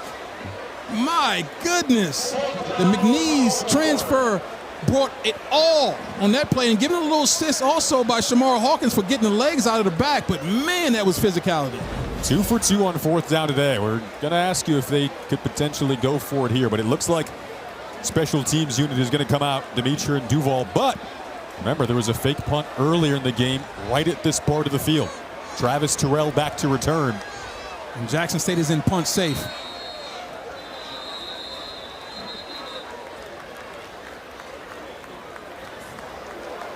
Delay a game on the offense. 5-yard penalty. 4th down.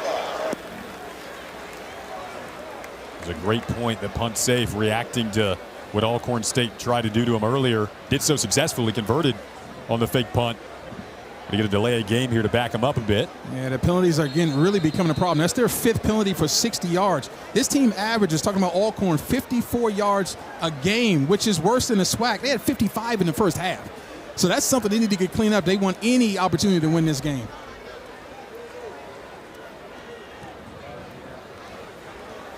Fair catch called for. It's going to hop. They'll mark this at the 26-yard line of Jackson State. Jared Lockhart ended the first half 5 of 5, 85 yards. He's got another opportunity coming up in the second half when we return.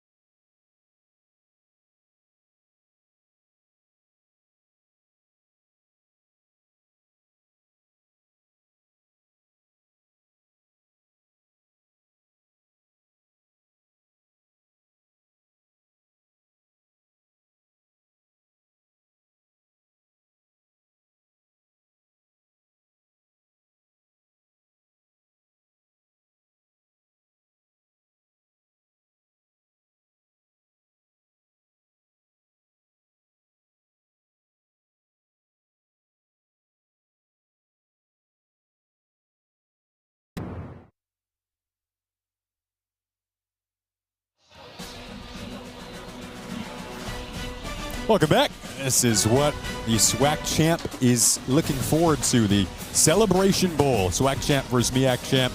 ABC Saturday, December 13th at noon Eastern Time, and on ESPN Radio as well in Atlanta. Jackson State won it a year ago. Don't birdie lead. You're going to be on that radio call on ESPN Radio with my man Max Starks, 2-time Super Bowl champ with the Steelers. Yeah, well, some great crews down there in Atlanta. That's what Jackson State is hoping to potentially get back to. Still have plenty of football to go, trying to secure a 10-point lead. They want a spot in the SWAC championship. They can get there when they win today in the East Division. Prairie View A&M already there out of the West. Boy, that's Demarion Edwards. No shock that he's the first guy to the ball and getting the ball carrier down. He's a tackling machine in this defense. But what I like, again, no extracurricular. Physical, emotional, but no fouls. Great job of ducking underneath. Defense, number 5-yard penalty. Replay first half. Well, he ducked underneath Almetrius Smith, but again, all of that goes away with the penalties, and they're starting to mount. This is a problem that Alcorn has to get squared away now. They're looking to double up if they keep this going, double up their normal penalty yardage, and I'm telling you, if they go over 100 yards of penalties, they're going to have really a tough time winning this game. Right back up the middle they go.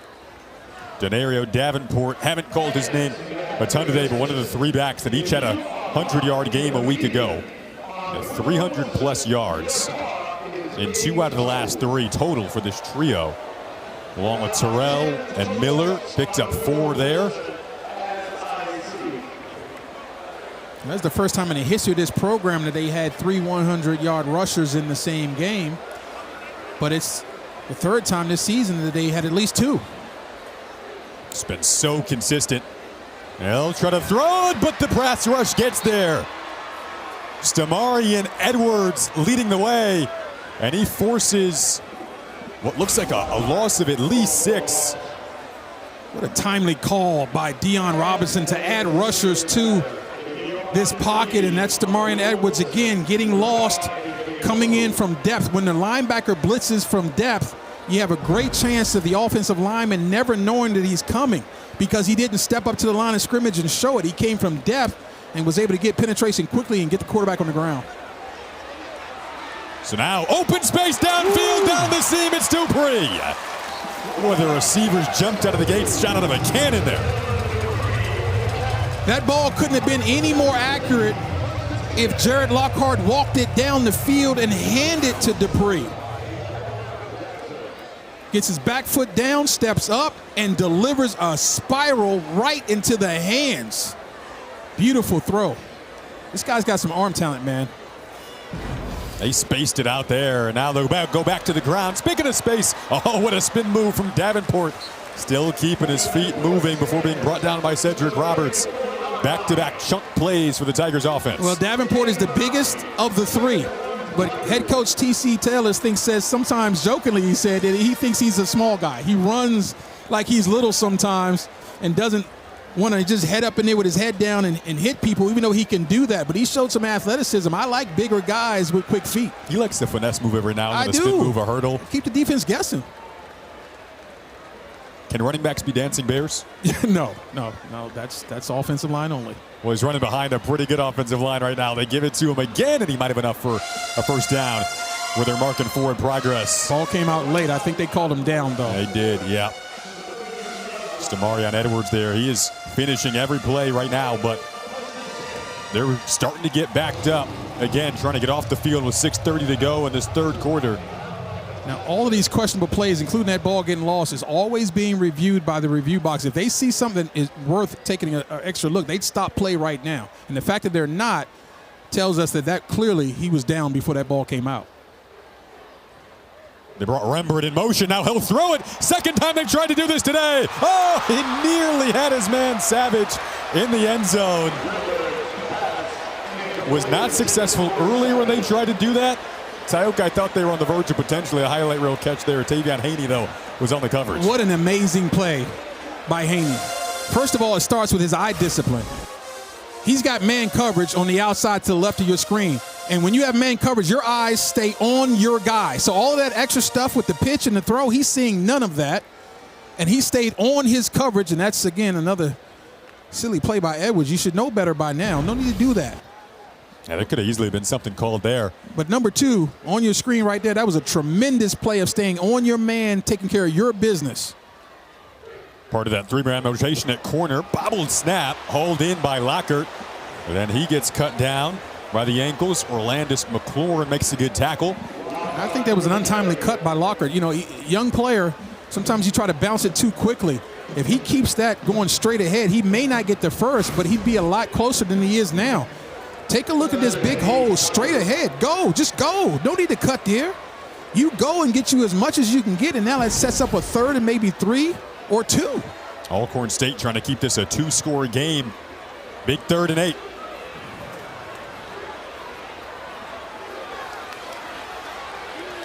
Looks like they might have been offsides. This could be a free play. To the end zone they go. Oh, was that hauled in? Doesn't appear to be in bounds, and it wasn't completed. A great effort, though. But, man, we've got our super producer, Russ, telling us in our ear that number 11 is offsides. He just clearly just lined up offsides, talking about due.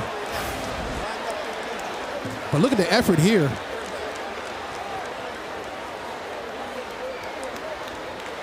Just ran out of real estate in the back of the end zone. Just an unforced error defensively. What do I mean by unforced error? There's nothing that your opponent did to force you to foul. You just had a mental lapse in concentration and created a penalty yourself. A consistent theme for the Braves today. 3rd and 3, just lowering the shoulder and trying to lunge forward to get it. So you went from 3rd and 8, give him the penalty, it makes it 3rd and 3. You don't give up the first down, but now it's 4th and short, and now JSU is seriously considered going for it. And what would you do here? I like the thought of going for it. You still got a little cushion, but you're now deeper into your opponent's side of the field. You're at home. If you get this first down, it's going to create a ton of momentum. The crowd will be back in the game, and you can hope you can capitalize and get the ball in the end zone. And you could possibly make it a 3-score game instead of 2-score game if you do get that touchdown. So they're going to hand it off. Whoa. And Tioka, this may be short. It looks like it is. Alcorn State sideline fired up. Jaquez, too, who lined up offside. The mental error atones for his mistake, and they forced a turnover on downs. Yeah, due was due to give us one, is what I'm thinking. And all the fans, you saw that, right? Alcorn State's fans are thinking, okay, you had the penalty, you owe us now. Again, great job of the aggression of getting upfield, and he brought friends with him. Loving this aggression from this defense. Alcorn State finds a way to keep this a 10-point game. And the offense now has it served on.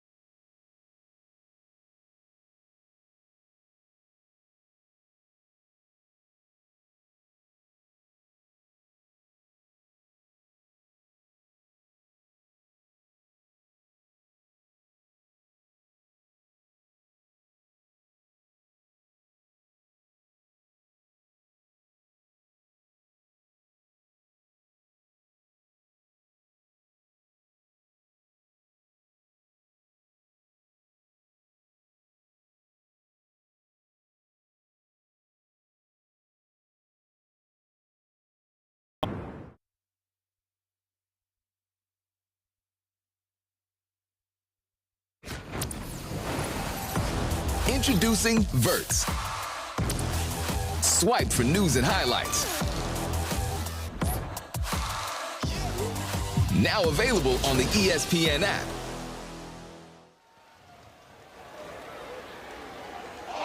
Cedric Thomas, his mindset, the locked-in look on his face hasn't wavered through any sort of obstacle in this game. And his team has definitely been through some obstacles in this one.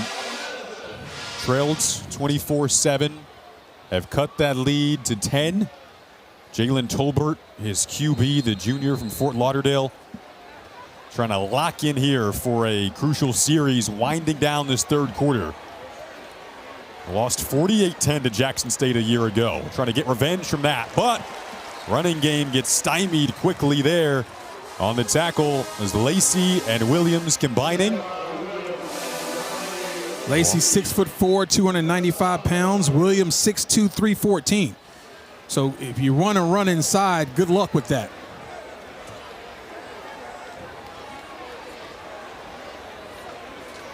Four-game winning streak for Alcorn State.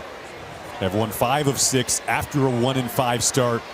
Turning things around. One of the best turnaround stories in the conference. Go down the seam there to Jarvis Rush. So a good completion on 2nd and 12 to get a lot of that back. Pick up 10. We'll set up 3rd and 2. If I'm Jalen Tolbert, whenever I get man coverage on the outside, I got to take a look at number 0, Rush. He's too hard to cover. That time they went empty backfield, 5 out. You knew the ball was coming out quick.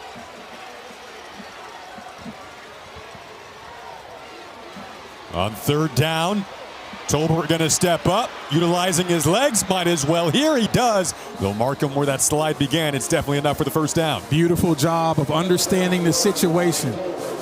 His first read was not there. He knows the rush is coming. Watch him. Going through. Okay, I got to step up. Nope, it's not there. Now I understand I've only got 3 yards. Let me get that and then slide first. Don't slide early. Do you ever play on a team that had a mid-season turnaround like the one Alcorn State is having? No, mid-season, no, not as bad as it was for them. Again, they lost 6 out of their first 7.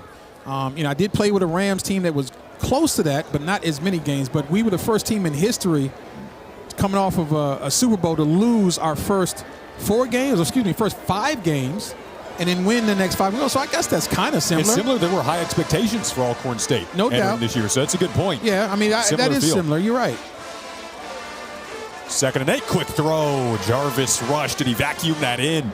Looks like he did. Yeah, he's starting to heat up now. And I'm glad they finally going to give him opportunities. He's been there all day. He's been on the field. Number 0's been there. They just haven't dialed him up or not. And they're getting man coverage on the outside. And I just don't think there's anybody out there as good as this secondary is at Jackson State that can really check him one-on-one. They moved him to the right side of the field after the Prairie View A&M week, and he's been really good ever since then. Andre Washington comes back in at QB. 3rd time we've seen this, specifically for these short yardage scenarios. And he brought his buddy with him, number 58, Jaden Wynn. Yeah. 6'3", 315, leading the way, trying to block, but instead it's trickery. And around the corner is Warren. Hey, look who's leading. Warren get a block. Paralytic balance along the sideline. Warren to the end zone.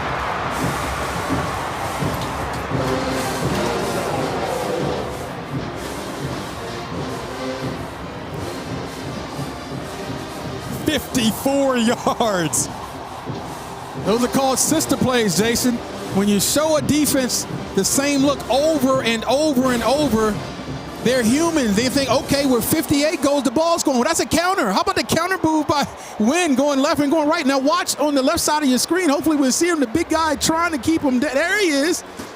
Beautiful job of doing all you can do, Jaden Wynn. But again, Warren is one of the fastest players on the field as well. We've seen it multiple times. The previous play is under further review. Curious, Tioka, as we're going to see a block here from Andre Washington if they're checking whether or not a foot stepped out of bounds along the sideline. Wasn't the greatest block by a tight end Washington, but what he did do was he hooked the defender and forced him to go behind him and go around. That defender's trying to reestablish an edge to that defense. He's trying to get outside, and so that's a nice job of forcing the defender to go underneath it, and that way his angle was no good. So let's see now with this tiptoe by the feet. Tyron Warren. Yep, along the sideline. Did he ever step out? Something that can be looked at. And for me, Tioka, live, it felt like he was in bounds all the way, tight roping, and this is a great angle here. That's a touchdown, folks. Yep. And I have no problem looking at it because every score is important. Absolutely. So I got zero problem, but this shouldn't take long. One with the extra point here that can make it a 3-point game. Mm-hmm. How about the resiliency of this team, though? This game is a microcosm of the season, right? Fantastic. For the Braves. I mean, unbelievable. Again, when you lose 5 in a row, there is no worse feeling coming to work. When you lose 6 of the first 7 games, there is doubt creeping in. But you come back and continue to work with enthusiasm and intent, and you pull yourself out of the depth of the cauldrons. To me, Tioka, it almost felt like You mentioned the first couple of times they brought in Andre Washington, it was simply to lunge ahead, get a first down. Almost felt like in baseball, you get a couple of pitches to set up the strikeout pitch. Little deception. No question. That's what it felt like there. That was the strikeout pitch. And they take it to the house. Impressive stuff and really impressive coaching from Cedric Thomas. Jermaine Gale is coming together offensively there to call that. Look, you're 5-6, so at best you're just hoping for a 500 season at this point. But I think it means more than this to this team. It means more than just getting back to 500. After further review, there was 2 forward passes on the play. This penalty will be 5 yards from the spot of the second foul. With a loss of down, it'll be 4th down. Whoa. Wow. There's one. Now this should be. Oh, yeah, it is. Wow.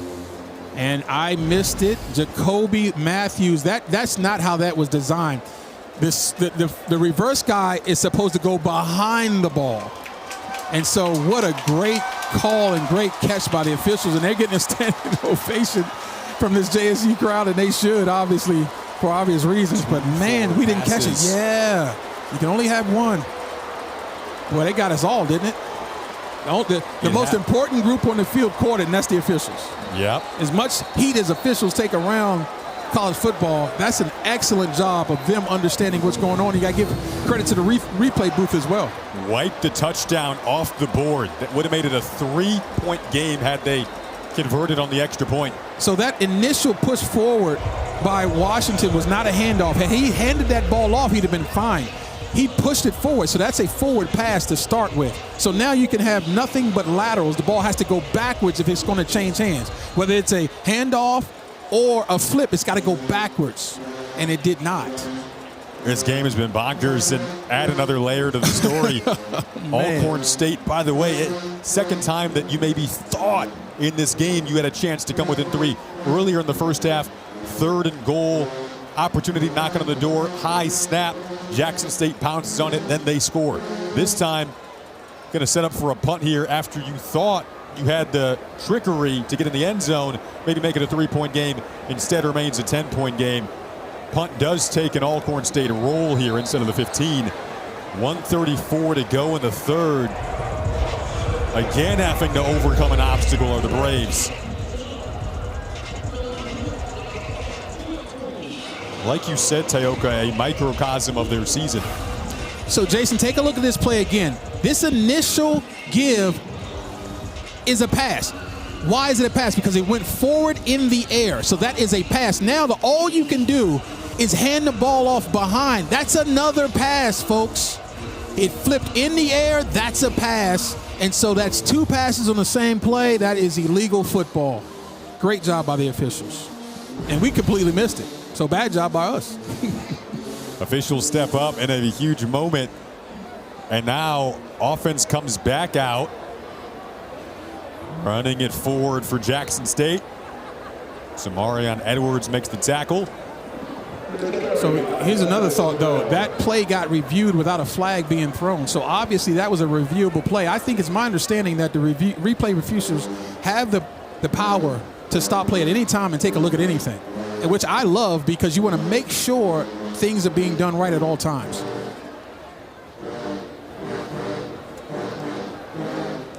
Quick slant over the middle, caught by Rembert, who's been actively involved in this game. Had a huge touchdown earlier.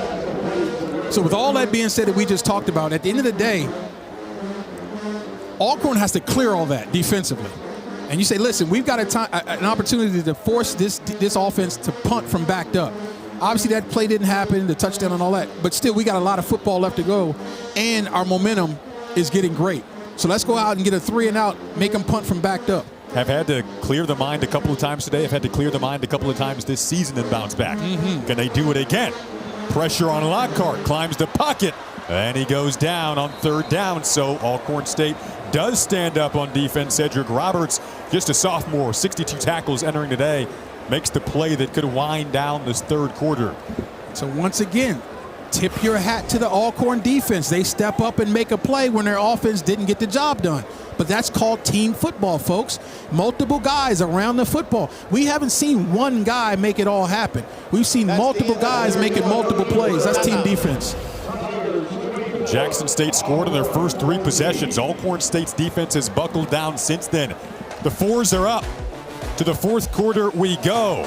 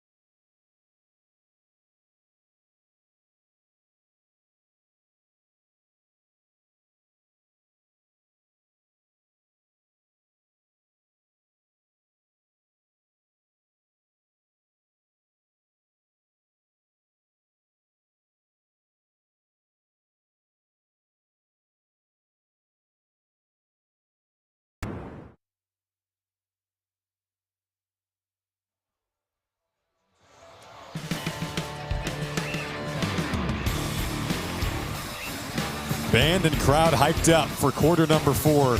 Jackson State possibly a quarter away from clinching a spot in the SWAC championship game. They control their own destiny in the East. TC Taylor and the Tigers, the defending Celebration Bowl champs and SWAC champs, trying to set themselves up to repeat. He was vocal about national championship dreams again this year.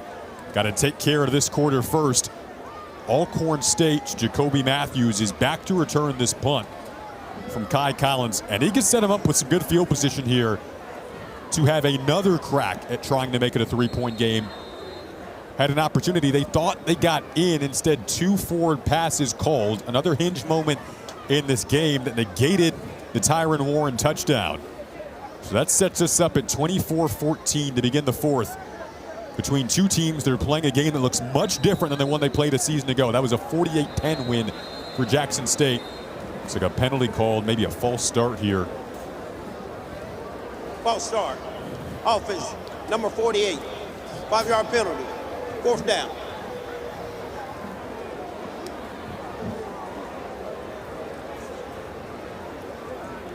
Penalties continue to be an issue in this game for both teams. If I'm the Braves defense or this punt return unit, I'm telling everybody no offsides. Don't line up offsides, don't jump offsides. We got a chance. We got a punter with his heels on the goal line. This is where you want to be.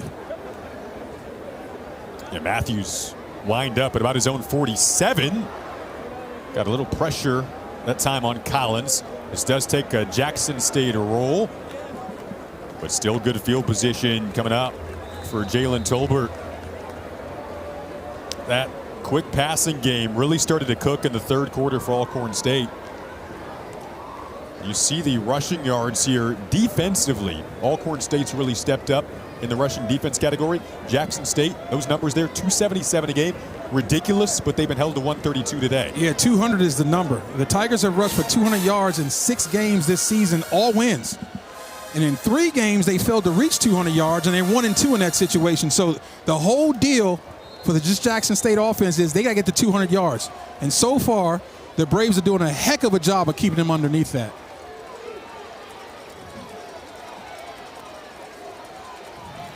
So we're going to flip it out. There's the quick passing game. Reggie Davis had an explosive play earlier. And he gets up and likes to chat. Has a conversation with Shamar Hawkins there. Yeah, he took a shot, too, before that. It's kind of like a boxer. Once he gets hit in the face, he shakes his head, no, no, no. Well, it's yes, yes, yes. And so he took a shot, and now he's using his mouth to keep himself pumped up. But, again, that is great first down efficiency. Keeping on the schedule and staying ahead of sticks, you'll take 2nd and 3 all day. That can be us with your birthday cake postgame. No, no, no. Yes, yes, yes. You're going to talk your way out of getting some of that cake. Holbert down the sideline, incomplete. Jarvis Rush, the intended target. So that was Rogers back on the coverage. Yeah, excuse me, Jason. That was the right guy, but the placement wasn't where it needed to be. That ball needed to be down the hash to give Rush an opportunity to run underneath it. Got the man coverage, and the coverage was really good. But if that ball placement is put a little bit more to the middle of the field, Rush can bend that thing back to turn it completely around. There was no chance for a reception here. I think this will be an opportunity to run the football. Quarterback running opportunity by Tolbert.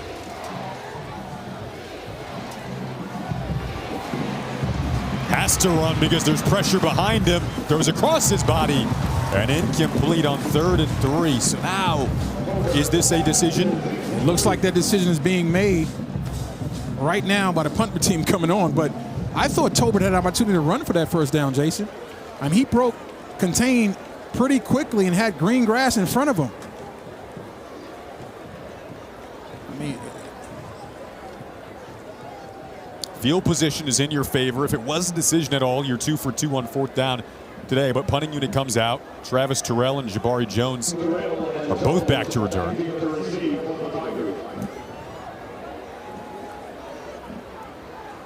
Dimitri and Duval looking to pin him deep with 14 minutes still left in the 4th, down 10. Another penalty, Jason. Yeah. Are you kidding me? Dead ball penalty, too. Game. Offense. 5-yard penalty. 4th down. And I suppose that's not the worst penalty if you get a really good punt, because you can still pin this JSU team inside the 10, hopefully. But again, the point is, though, the penalties are have been a problem all year for Alcorn, and they're showing up again.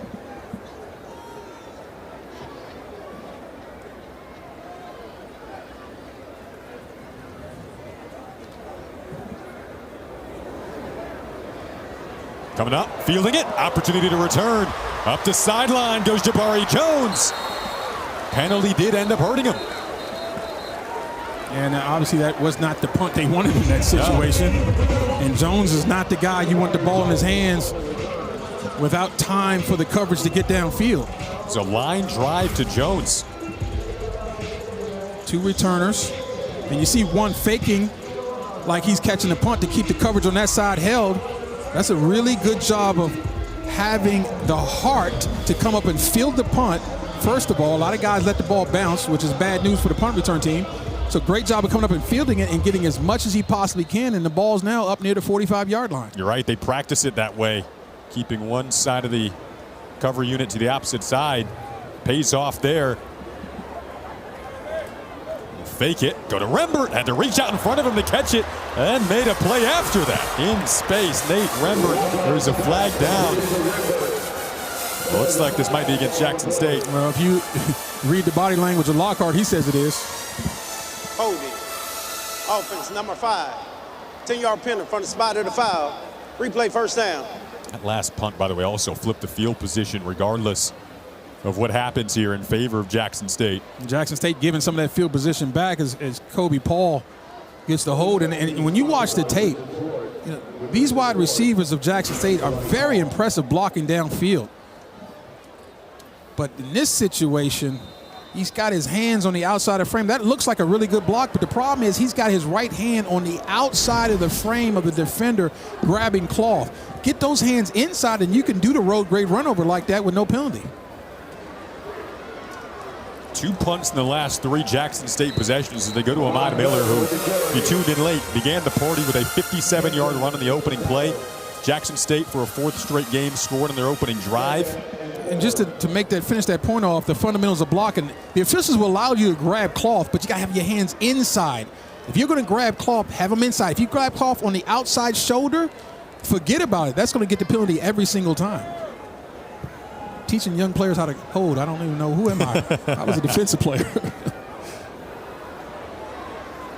That's a pretty good breach from the D-line of Alcorn State that has stood up, Ain't over but yet. they're still moving the pile. There was never a whistle there. This offensive line that averages 6'4", 321 up front continued to push Ahmad Miller. It's 3rd and 1. Well, Eric Thomas Jr. had the first crack at it, and he was all over the field last week.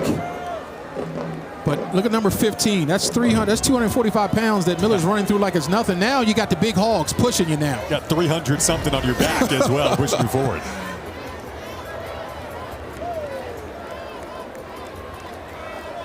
Third and 1, and Davenport kept his feet alive. He's now pushing the pile forward, and he's got several 300-plus men behind him pushing it forward, too. But his offensive line is having fun now. It's like a roller coaster ride. I mean, it's crazy.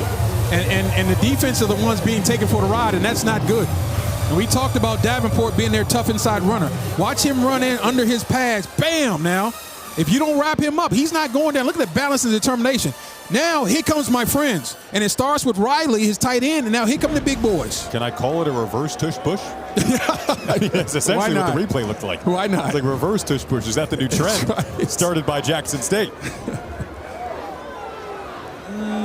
Didn't quite get the tush-push that time, but a couple of yards before Bakari Bakal makes the tackle. Now, you're seeing how these Jackson State backs are falling forward.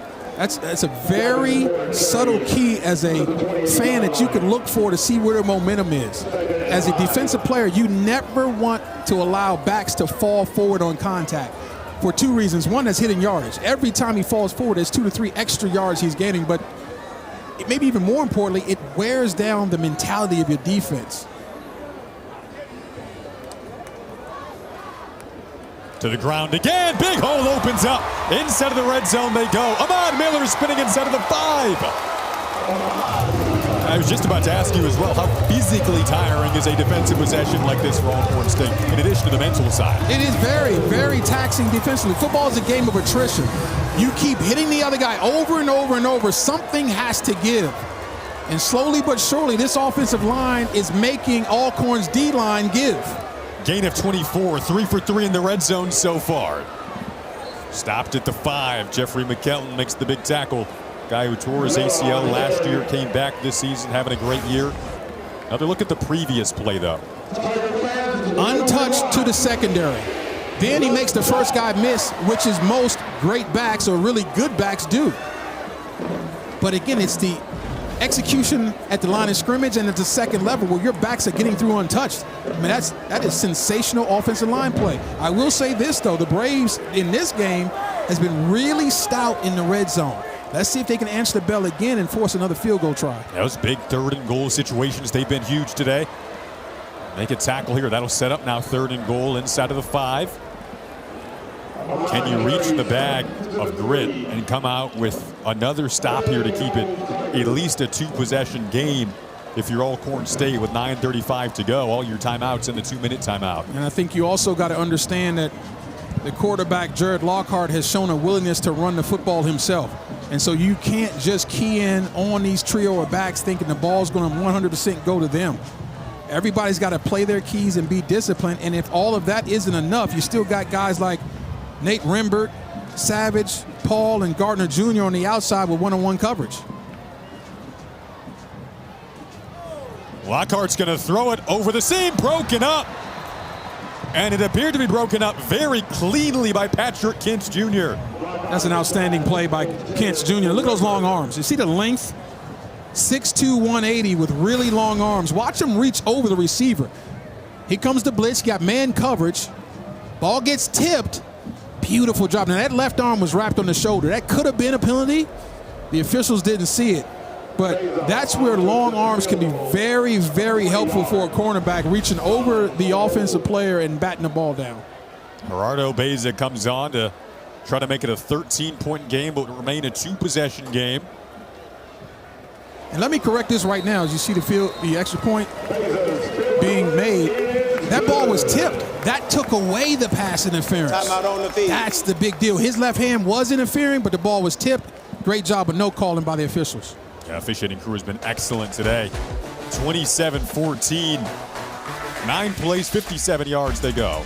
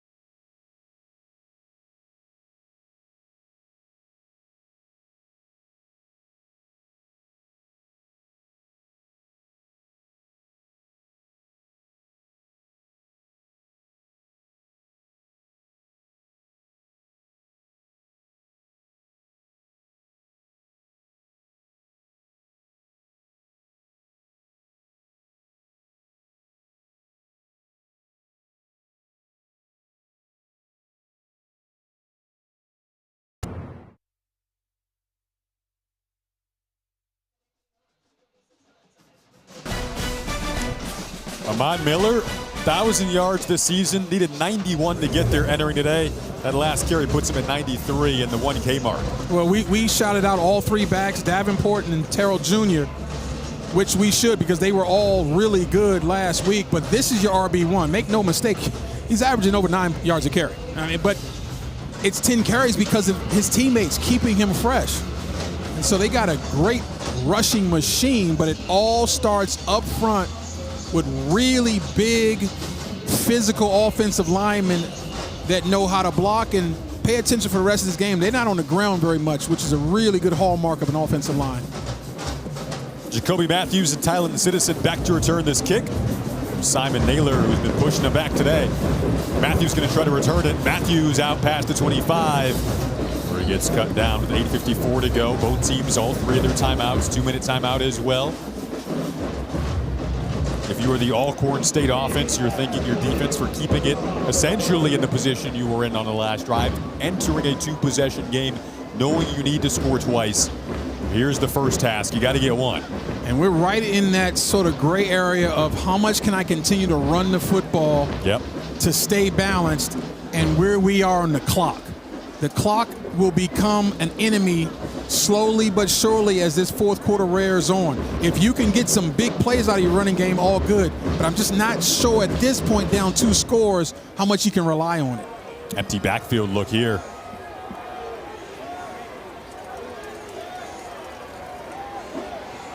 They'll go with a quick catch underneath. That's been the name of the game in the second half. Reed Pullum makes the tackle. Amarion Blix makes the catch. Their slot receiver, Swiss Army knife type of guy.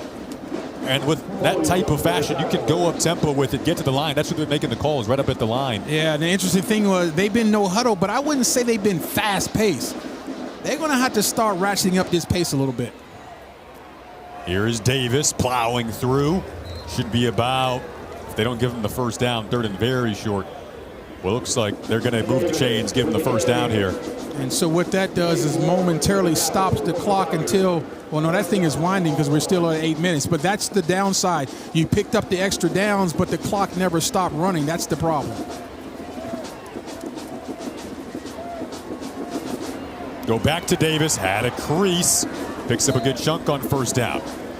KJ Chisholm undercut him after a gain of 6. And that's the key to chunk, right? If you're going to run the football in this situation, you're hoping to get 5+ yards every time you call it.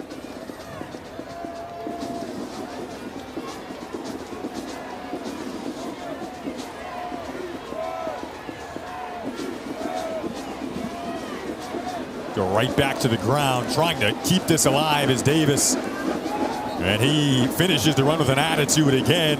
Talking with Hawkins there. Those two have had a couple of chats today. Brings up third down.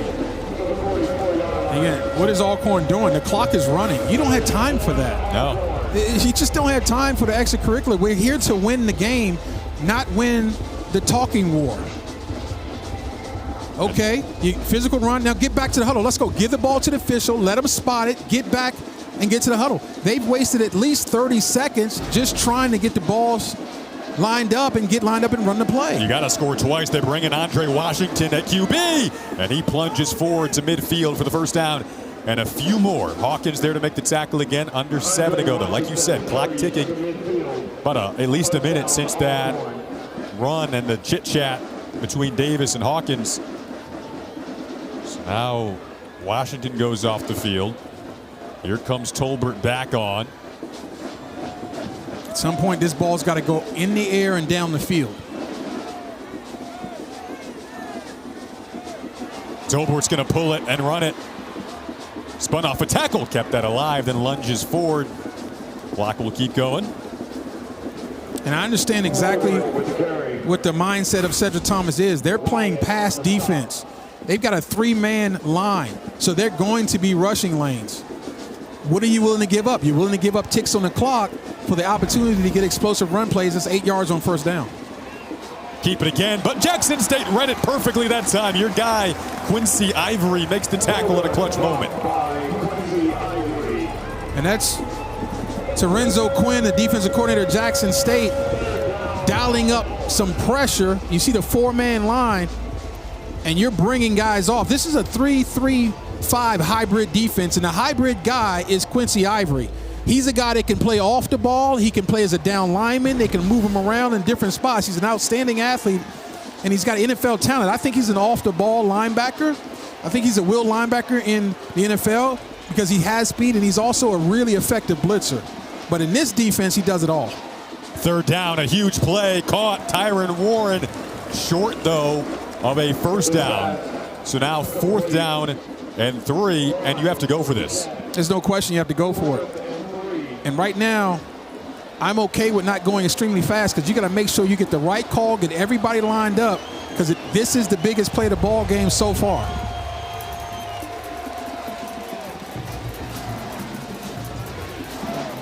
Whatever you call, you got to have Tolbert the option to run for this first down if he can get it. Here we go, game on the line. Tolbert throws. It was a short throw, but Amarion Blakes thinks he scooped it up, and so does the official. That is a grab made. They're going to run up to the line of scrimmage. 4th and 3. Alcorn State still very much alive after a gain of 16. What a play by Blakes. That ball was dying in a hurry. Run up, snap it. A whistle. We'll see here. Ruling on the field of a catch is under further review. Yeah, they're trying to get things going, but you're going to review that. And this is where you'd like to see Tolbert to get your guys up to the line of scrimmage and snap the football before it can be reviewed. Wow, that's close. So the call in the field is a reception. The question is what we're looking for or looking at telling us with 100% certainty that the call in the field was incorrect? So far, I say no. Hands are underneath the ball, but then they go through the forearms and hit the ground. And it might have, Jason. That's the question. Yeah. You're right. I think. Is it definitive, though? I think is. Yeah, that's where I am. I think. But I think definitive enough. Right. No, I think it's not. I know. You have to know. And I do think it hit the ground, but I'm not 100% sure. These are great looks we're getting from our camera angles. Great job from our crew here showing us a lot of different angles. And from that, you can't tell. I think he trapped it, yeah. But I can't. That's where we are right now. And I like that.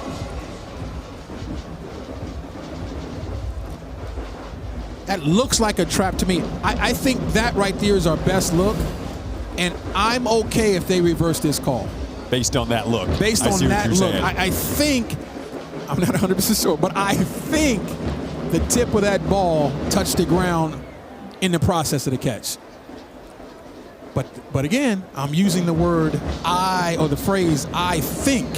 And I think says that the call in the field should stand. It's like we're going to get a verdict. After further review, the ruling on the field is upheld. First down, Alcorn. Wow. So the drama continues. Long dramatic pause. Alcorn State sideline hyped up knowing they've still got life here. Cedric Thomas can't talk enough about the coaching job he's done this season and today. Turning this thing around from a 1-5 start. They've won 5 of their last 6. Now his group, microcosm of the season, still alive and battling. Jackson State, meanwhile, 4-15 away from a spot in the SWAC championship game and clinching the East if they win this. 4 away to go.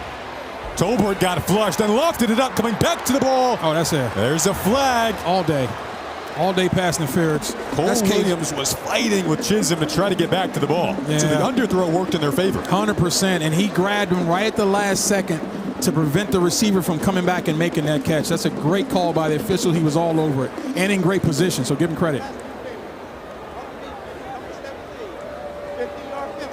Automatic first down. And watch him try to redirect. That's hand fighting there. It's all day. There's the grab. Forget about it. Easy call. And to give him credit, if he didn't grab him, he probably was going to work his way back and make that reception. So I understand. Alcorn State has not used a single timeout on this drive, by the way. Keep that in mind. And you got the 2-minute timeout. But and given that, and I think they want to save him, but given that, I don't think you can run the football anymore, Jason. 10th play of the drive. Is this the one that's going to score it? No, they come up just short. Reggie Davis out of the backfield, able to make the grab. He continues to be big in this game. Gets pushed out of bounds by Cam Salas.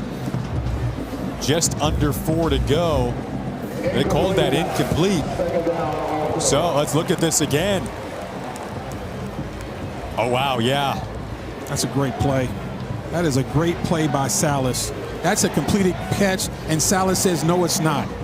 Excellent job of contact and wrapping his arms to get that ball onto the ground. They call him the firecracker, the guy who loves to make contact and hit. Loves to hit. But again, how about the officials are probably more excellent than anybody else on the field right now. And this time, Tolbert gets wrapped up. Yeah, hate the call. Quincy Ivory, the star defensive end, comes up big again. And why do I hate the call? Because Jackson State has begun to bring pressure as you've gotten closer and closer to this goal line. Here come extra people. There are no running lanes, folks. And he doesn't have a lead blocker, so I don't like the call. Now the clock is running. You don't want to use a timeout. You're trying to save it for your defense. Now you're really, really behind the 8 ball. Ivory, a former quarterback turned defensive end. How often do you hear that? Never. Transferred to Jackson State. He's been huge. Now 3rd and 15. They'll dump it off. What a play. Wow.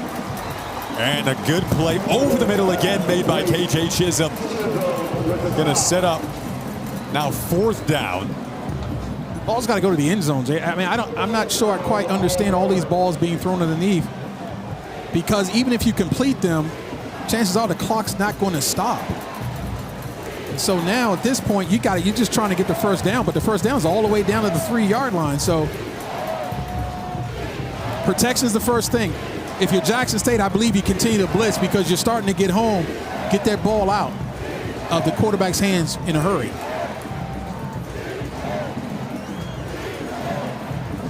They converted on the last 4th down. Can they keep their hopes alive again to get a first down at the 3 without scoring? They're going to try to score though, and they do!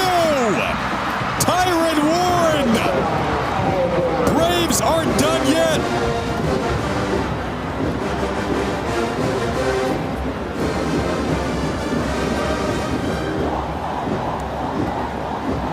So Jackson State brought the blitz as I anticipated. The problem is they didn't contain the quarterback.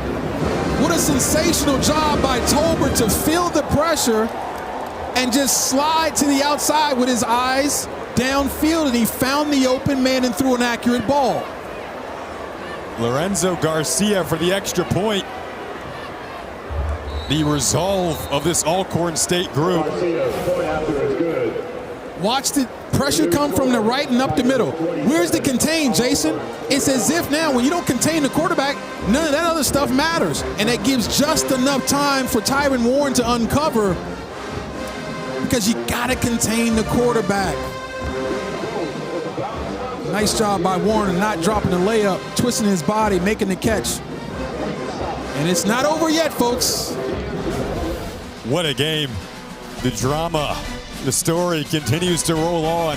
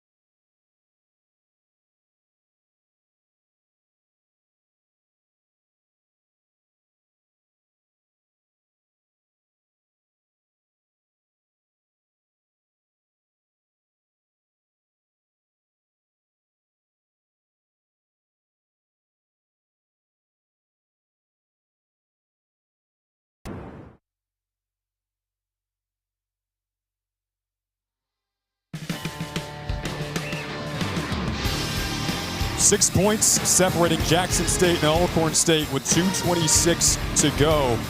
Jackson State possibly 2:26 away from clinching a spot in the SWAC championship game. Prairie View has already locked up their spot in the West. Alcorn State trying to play spoilers. They said to us before this game, if we can't get in, we want to try to knock Jackson State out. I love it. That's the type of hateration that fuels great football games, and that's what we're in the middle of right now. Walk me through, if you don't kick onside here, timeout usage, strategy moving forward if Alcorn State were to let their defense try to get a stop or get the onside. First thing is I'm not kicking the onside. I got 3 timeouts plus a 2-minute timeout, so I'm kicking this thing deep, covering, hopefully you get no return. Then after that, it's about how much value each timeout is worth. If you can get quick stops on first and second down where the clock is beyond 2:15, I'm calling timeout right away, and I'll use them all if I have to. Like you said, they try to play it straight up. And this kick rolls down to the 5. Returners were lined up ahead, but instead Nate Rembert able to choose a little bit of clock off and get up to the 30. So now if you're the Alcorn State defense, 2-minute timeout, like you said, is coming up at that 2-minute mark, 31-yard return. You got all 3 of your timeouts. You were telling me 12-second range shoot off. You need to call a timeout each time? No question. Outside of the 2-minute mark? Yeah, I think great value for a timeout is certainly 12 seconds or more, right? So anytime you have more than 2:12 left on the clock, you're going to burn that thing. Understanding that at 2 even, you got another timeout called the 2-minute timeout. So it's all about the value. If you get some long plays here, silly long plays, and the clock gets below that 2:11, 12, or sort of 10 mark, then I let that thing run at a 2-minute timeout and keep your timeout. Now, if you're Jackson State, do you have the heart to maybe catch this defense slipping and throw to a one-on-one receiver on the outside to blow the game open? Denario Davenport, first back to get a crack at this, slides down. Smart. Very intelligent play right there. And you see now, I like the idea of not calling the timeout. The kickoff was long, and he got a long outside stretch play that got us under 2 minutes and 7 seconds. So now, don't call a timeout. Right. Kind of teed up and worked in their favor to not have to spend one. Correct. Let the 2-minute timeout be the first timeout, essentially, that they take here. 6-point lead for Jackson State. Alcorn State looking for 2 more stops when we come back.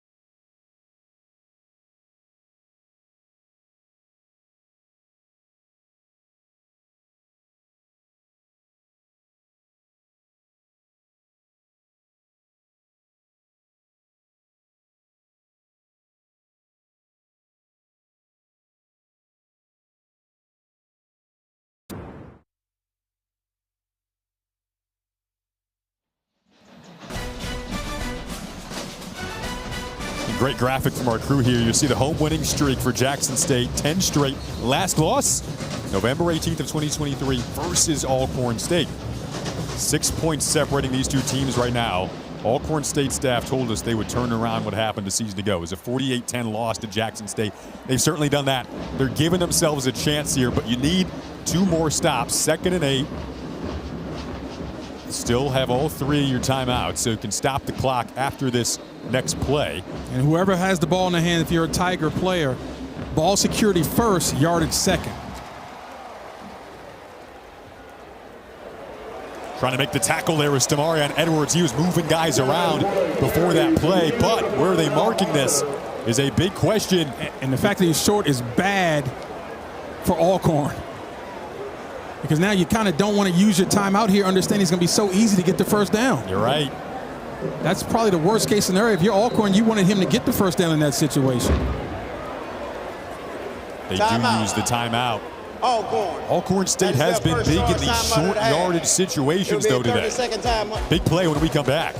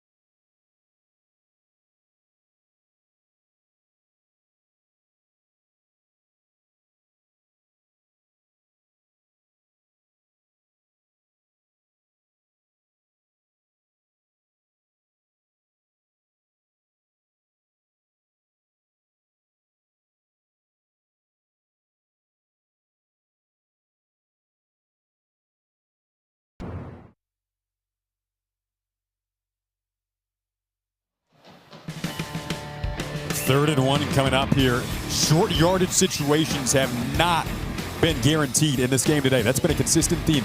That's okay. You're thinking maybe just run up and sneak it here, or tush push potential. Yeah, Lockhart's in the gun. That's not going to happen. Nope. There's an opportunity for this defense to get TFL. They've gotten them today on 3rd down. Can they do it again? Looks like they got enough. We'll see where they mark this. The spot. Just barely enough. Yeah, that looked like a generous spot to me. Here's the situation. If I'm Alcorn, I'm asking for a review of that one. And if it's the yard to gain, It's the 50. Can be reviewed. Yep.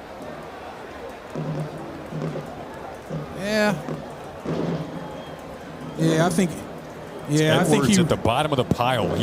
Edwards was adamant too that he made the stop. No, but I think he rolled on top of Edwards to get the first down because his knees never touched the ground, so he was still good to go. Smart. 1:20 left now. 2 timeouts for Alcorn State. Jackson State trying to run this out. Ahmad Miller trying to end the day how it began. Yeah, got a quick timeout there. They chose not to call a timeout on that play that got in the first down. Timeout. Alcorn. That's their second charge timeout of the half. It'll be a 30-second timeout. And just the physicality of these backs and this offensive line just wearing the defense down. Miller again prioritizing ball security, but keeping those legs moving as well.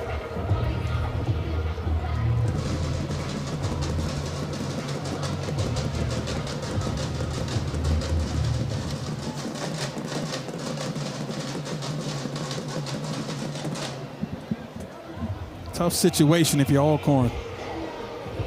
2nd down and 1 is where they have this marked right now. So Jackson State, you could say, could be a yard away from wrapping this up. No question about it.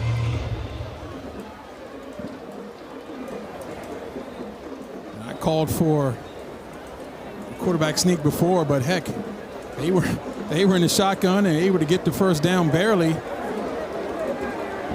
Just by handing it off on a inside zone play.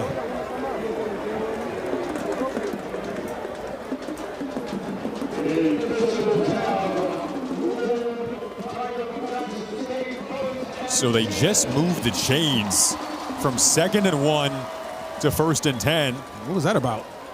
Which is huge. And now they're you go to victory formation. Yeah, jeez. That's a big change. And you're a victory formation away. A couple away. Oh, the ball just came out. TC Taylor's going to have to put the headset back on. Orlandis McLaurin just scooped that up. A massive mistake.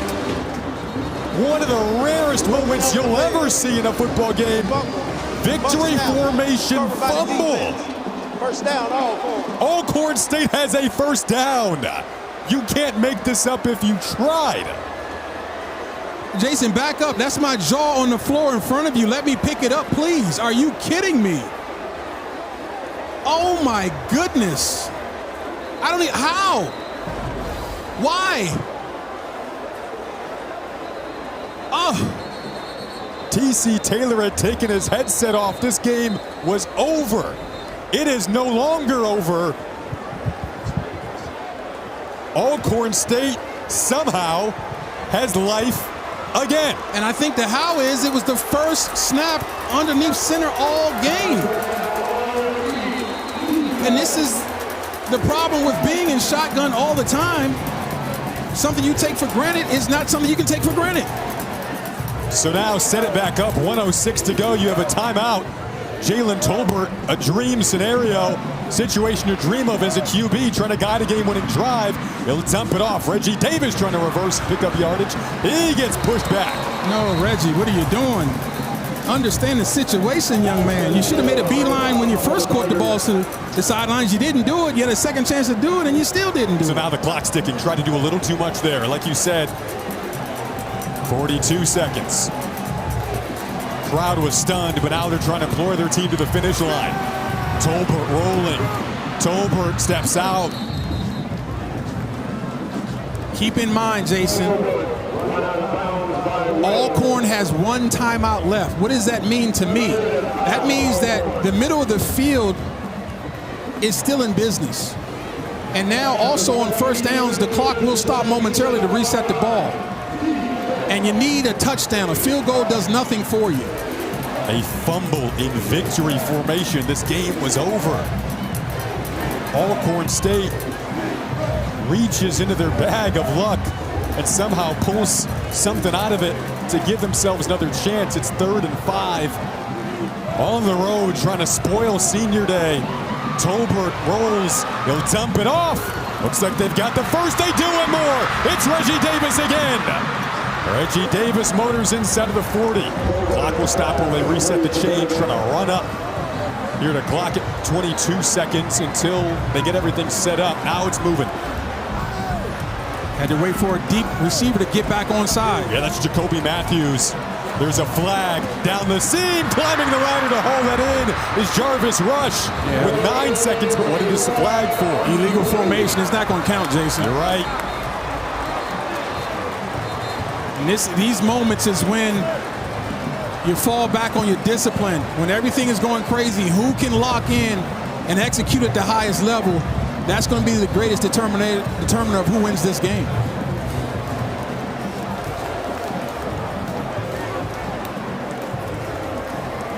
Illegal shield on the offense, number 4. Number 4 did not get set prior to the snap. 5-yard penalty.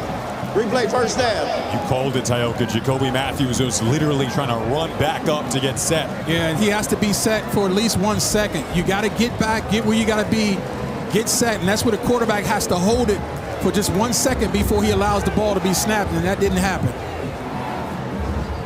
Of course, you need a touchdown here. So now things, again, I still say the middle of the field is wide open because you have a timeout to call. And that's where they went to on that last play, the middle of the field.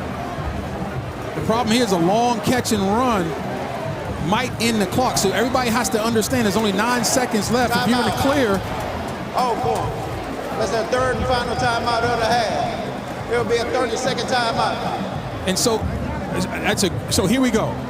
Why is that last timeout being called? Now you got nothing left. Well, it was an offensive penalty, and so that's an automatic 10-second runoff. The rule's in place because offenses would on purpose get a foul to stop the clock when they have no more timeouts left. So that's why that rule is in place. So what happens there is you have to either call the timeout or get a 10-second runoff. Well, obviously with 9 seconds left, a 10-second runoff ends the game, so they were forced to call the timeout.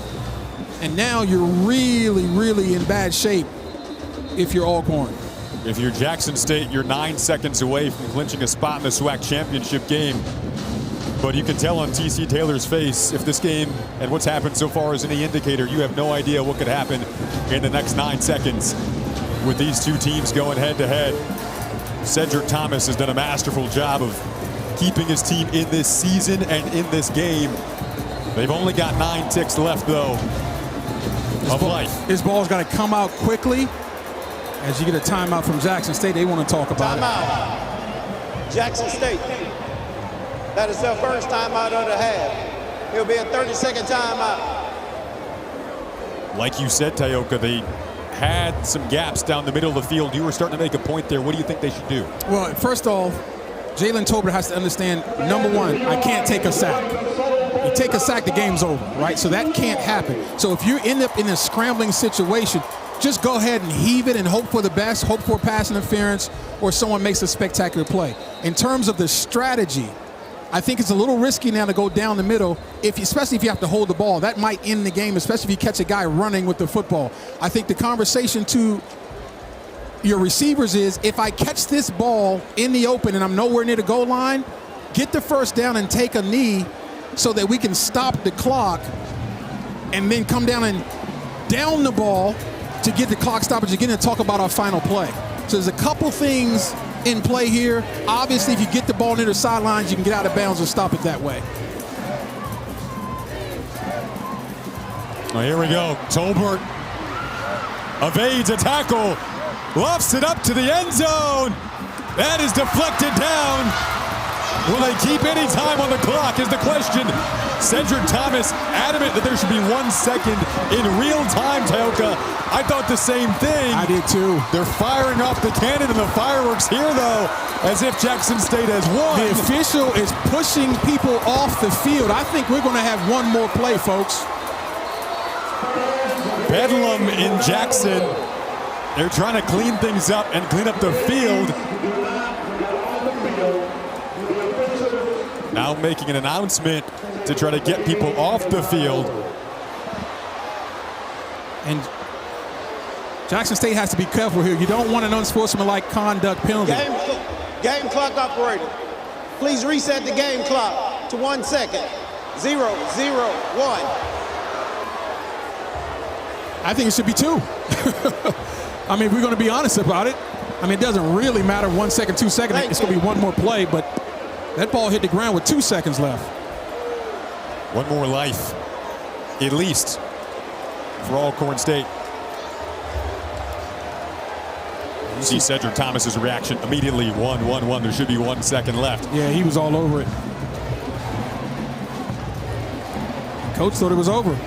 Well, and it's the second time he thought it was over because he was kneeling on the ball a couple minutes ago and thought the game was over then. Jackson State, that is their second charge timeout of the half. It will be a 30-second timeout. By the way, what was essentially almost like a Hail Mary look there. It was a pretty well-placed ball. Was batted down promptly. They're going to get another life and a chance to do that again here with 1 second left. Well, first of all, Tober did a great job of staying alive, and this is about the best you can hope for. You got people boxing out, and in this situation, they rarely call pass interference. So I saw a defender pulling on the jersey of a receiver, and I'm okay with that. I have almost never seen a jump ball situation like that in the last play of the game get a pass interference call. So it has to be pretty egregious to call it. So defenders do that all the time. But you have to have an offensive player going up for the ball, and you got to have somebody ready for the rebound in case that ball caroms up, someone can go up and get it. If you could read lips there, you could see T.C. Taylor saying, punch it down. And meanwhile, I want to point out on the Alcorn State side of things, they brought in 6'4" wide receiver Elijah Griffin, just another taller target in there to try to leap up and maybe haul something down. And again, if you're Tolbert, you can't take the sack. Understanding that you're on the 45-yard line, you don't have to buy that much time. Just a little bit of time to let that ball go.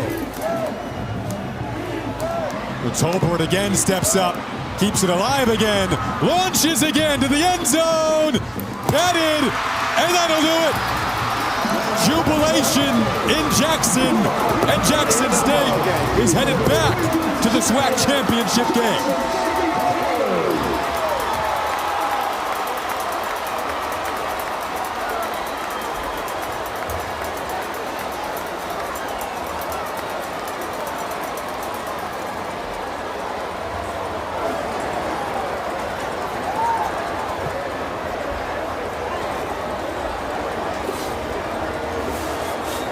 Nothing but respect between these two staffs, Jason. What an entertaining ball game. A lot of emotion, a lot of ups and downs. Some great plays, a little bit of sloppy plays. It gave us a little bit of everything as we see Tolbert trying to stay alive and get absolutely hammered before that ball comes down. And you talked about batting the ball down. That didn't happen. That ball got batted up. And luckily for JSU, there was no offensive player in the area to catch that rebound because it's there. That's a volleyball tap-up. That's the worst. You're right. That's execution. That's how plays like that get scored on. Right, and you can best believe that'll be a point of emphasis in the meeting rooms this week of how to execute the last play. You could see Cedric Thomas there when that ball got tipped in the air. It was one more little hope. Did we have one more chance there? Absolutely stunning game. Relief. That's Final relief right there, minutes. Coach. That's a lot of relief from a coach that's seen a lot of crazy stuff happen in this game. I mean, gosh, if you made a TV show, football TV show episode, this could be an episode right here. Because you got everything. Everything. It had everything in the narrative. The script was perfect today. Jackson State escapes and gets back to the SWAC championship game, East Division champs. What a game. At the end of the day, though, both of these teams were what they thought they were. Jackson State is excellent. A lot of weapons on the offense and really good on defense. Alcorn State, nothing but heart. And they fought to the absolute end of this ball game, regardless of where they're going or not going. They gave Jackson State all they wanted tonight. Alcorn State held Jackson State to 3 points in the second half. This was the complete opposite of last year's matchup. Just a phenomenal game today. Great sportsmanship from both sides. It was a battle. You can see the look on TC Taylor's face of escape, happiness, and emotion all in one, and knowing they're headed back to the SWAC championship game, keeping those national championship hopes alive as well. What a game. Derek Jackson, you were awesome. Everyone in the truck behind the scenes, you were phenomenal. Our producer, director, Rush Jenish, everyone behind the scenes, thanks for all your help.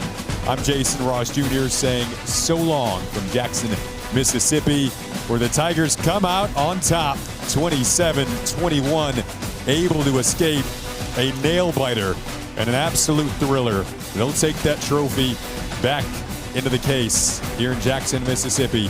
27-21, the final.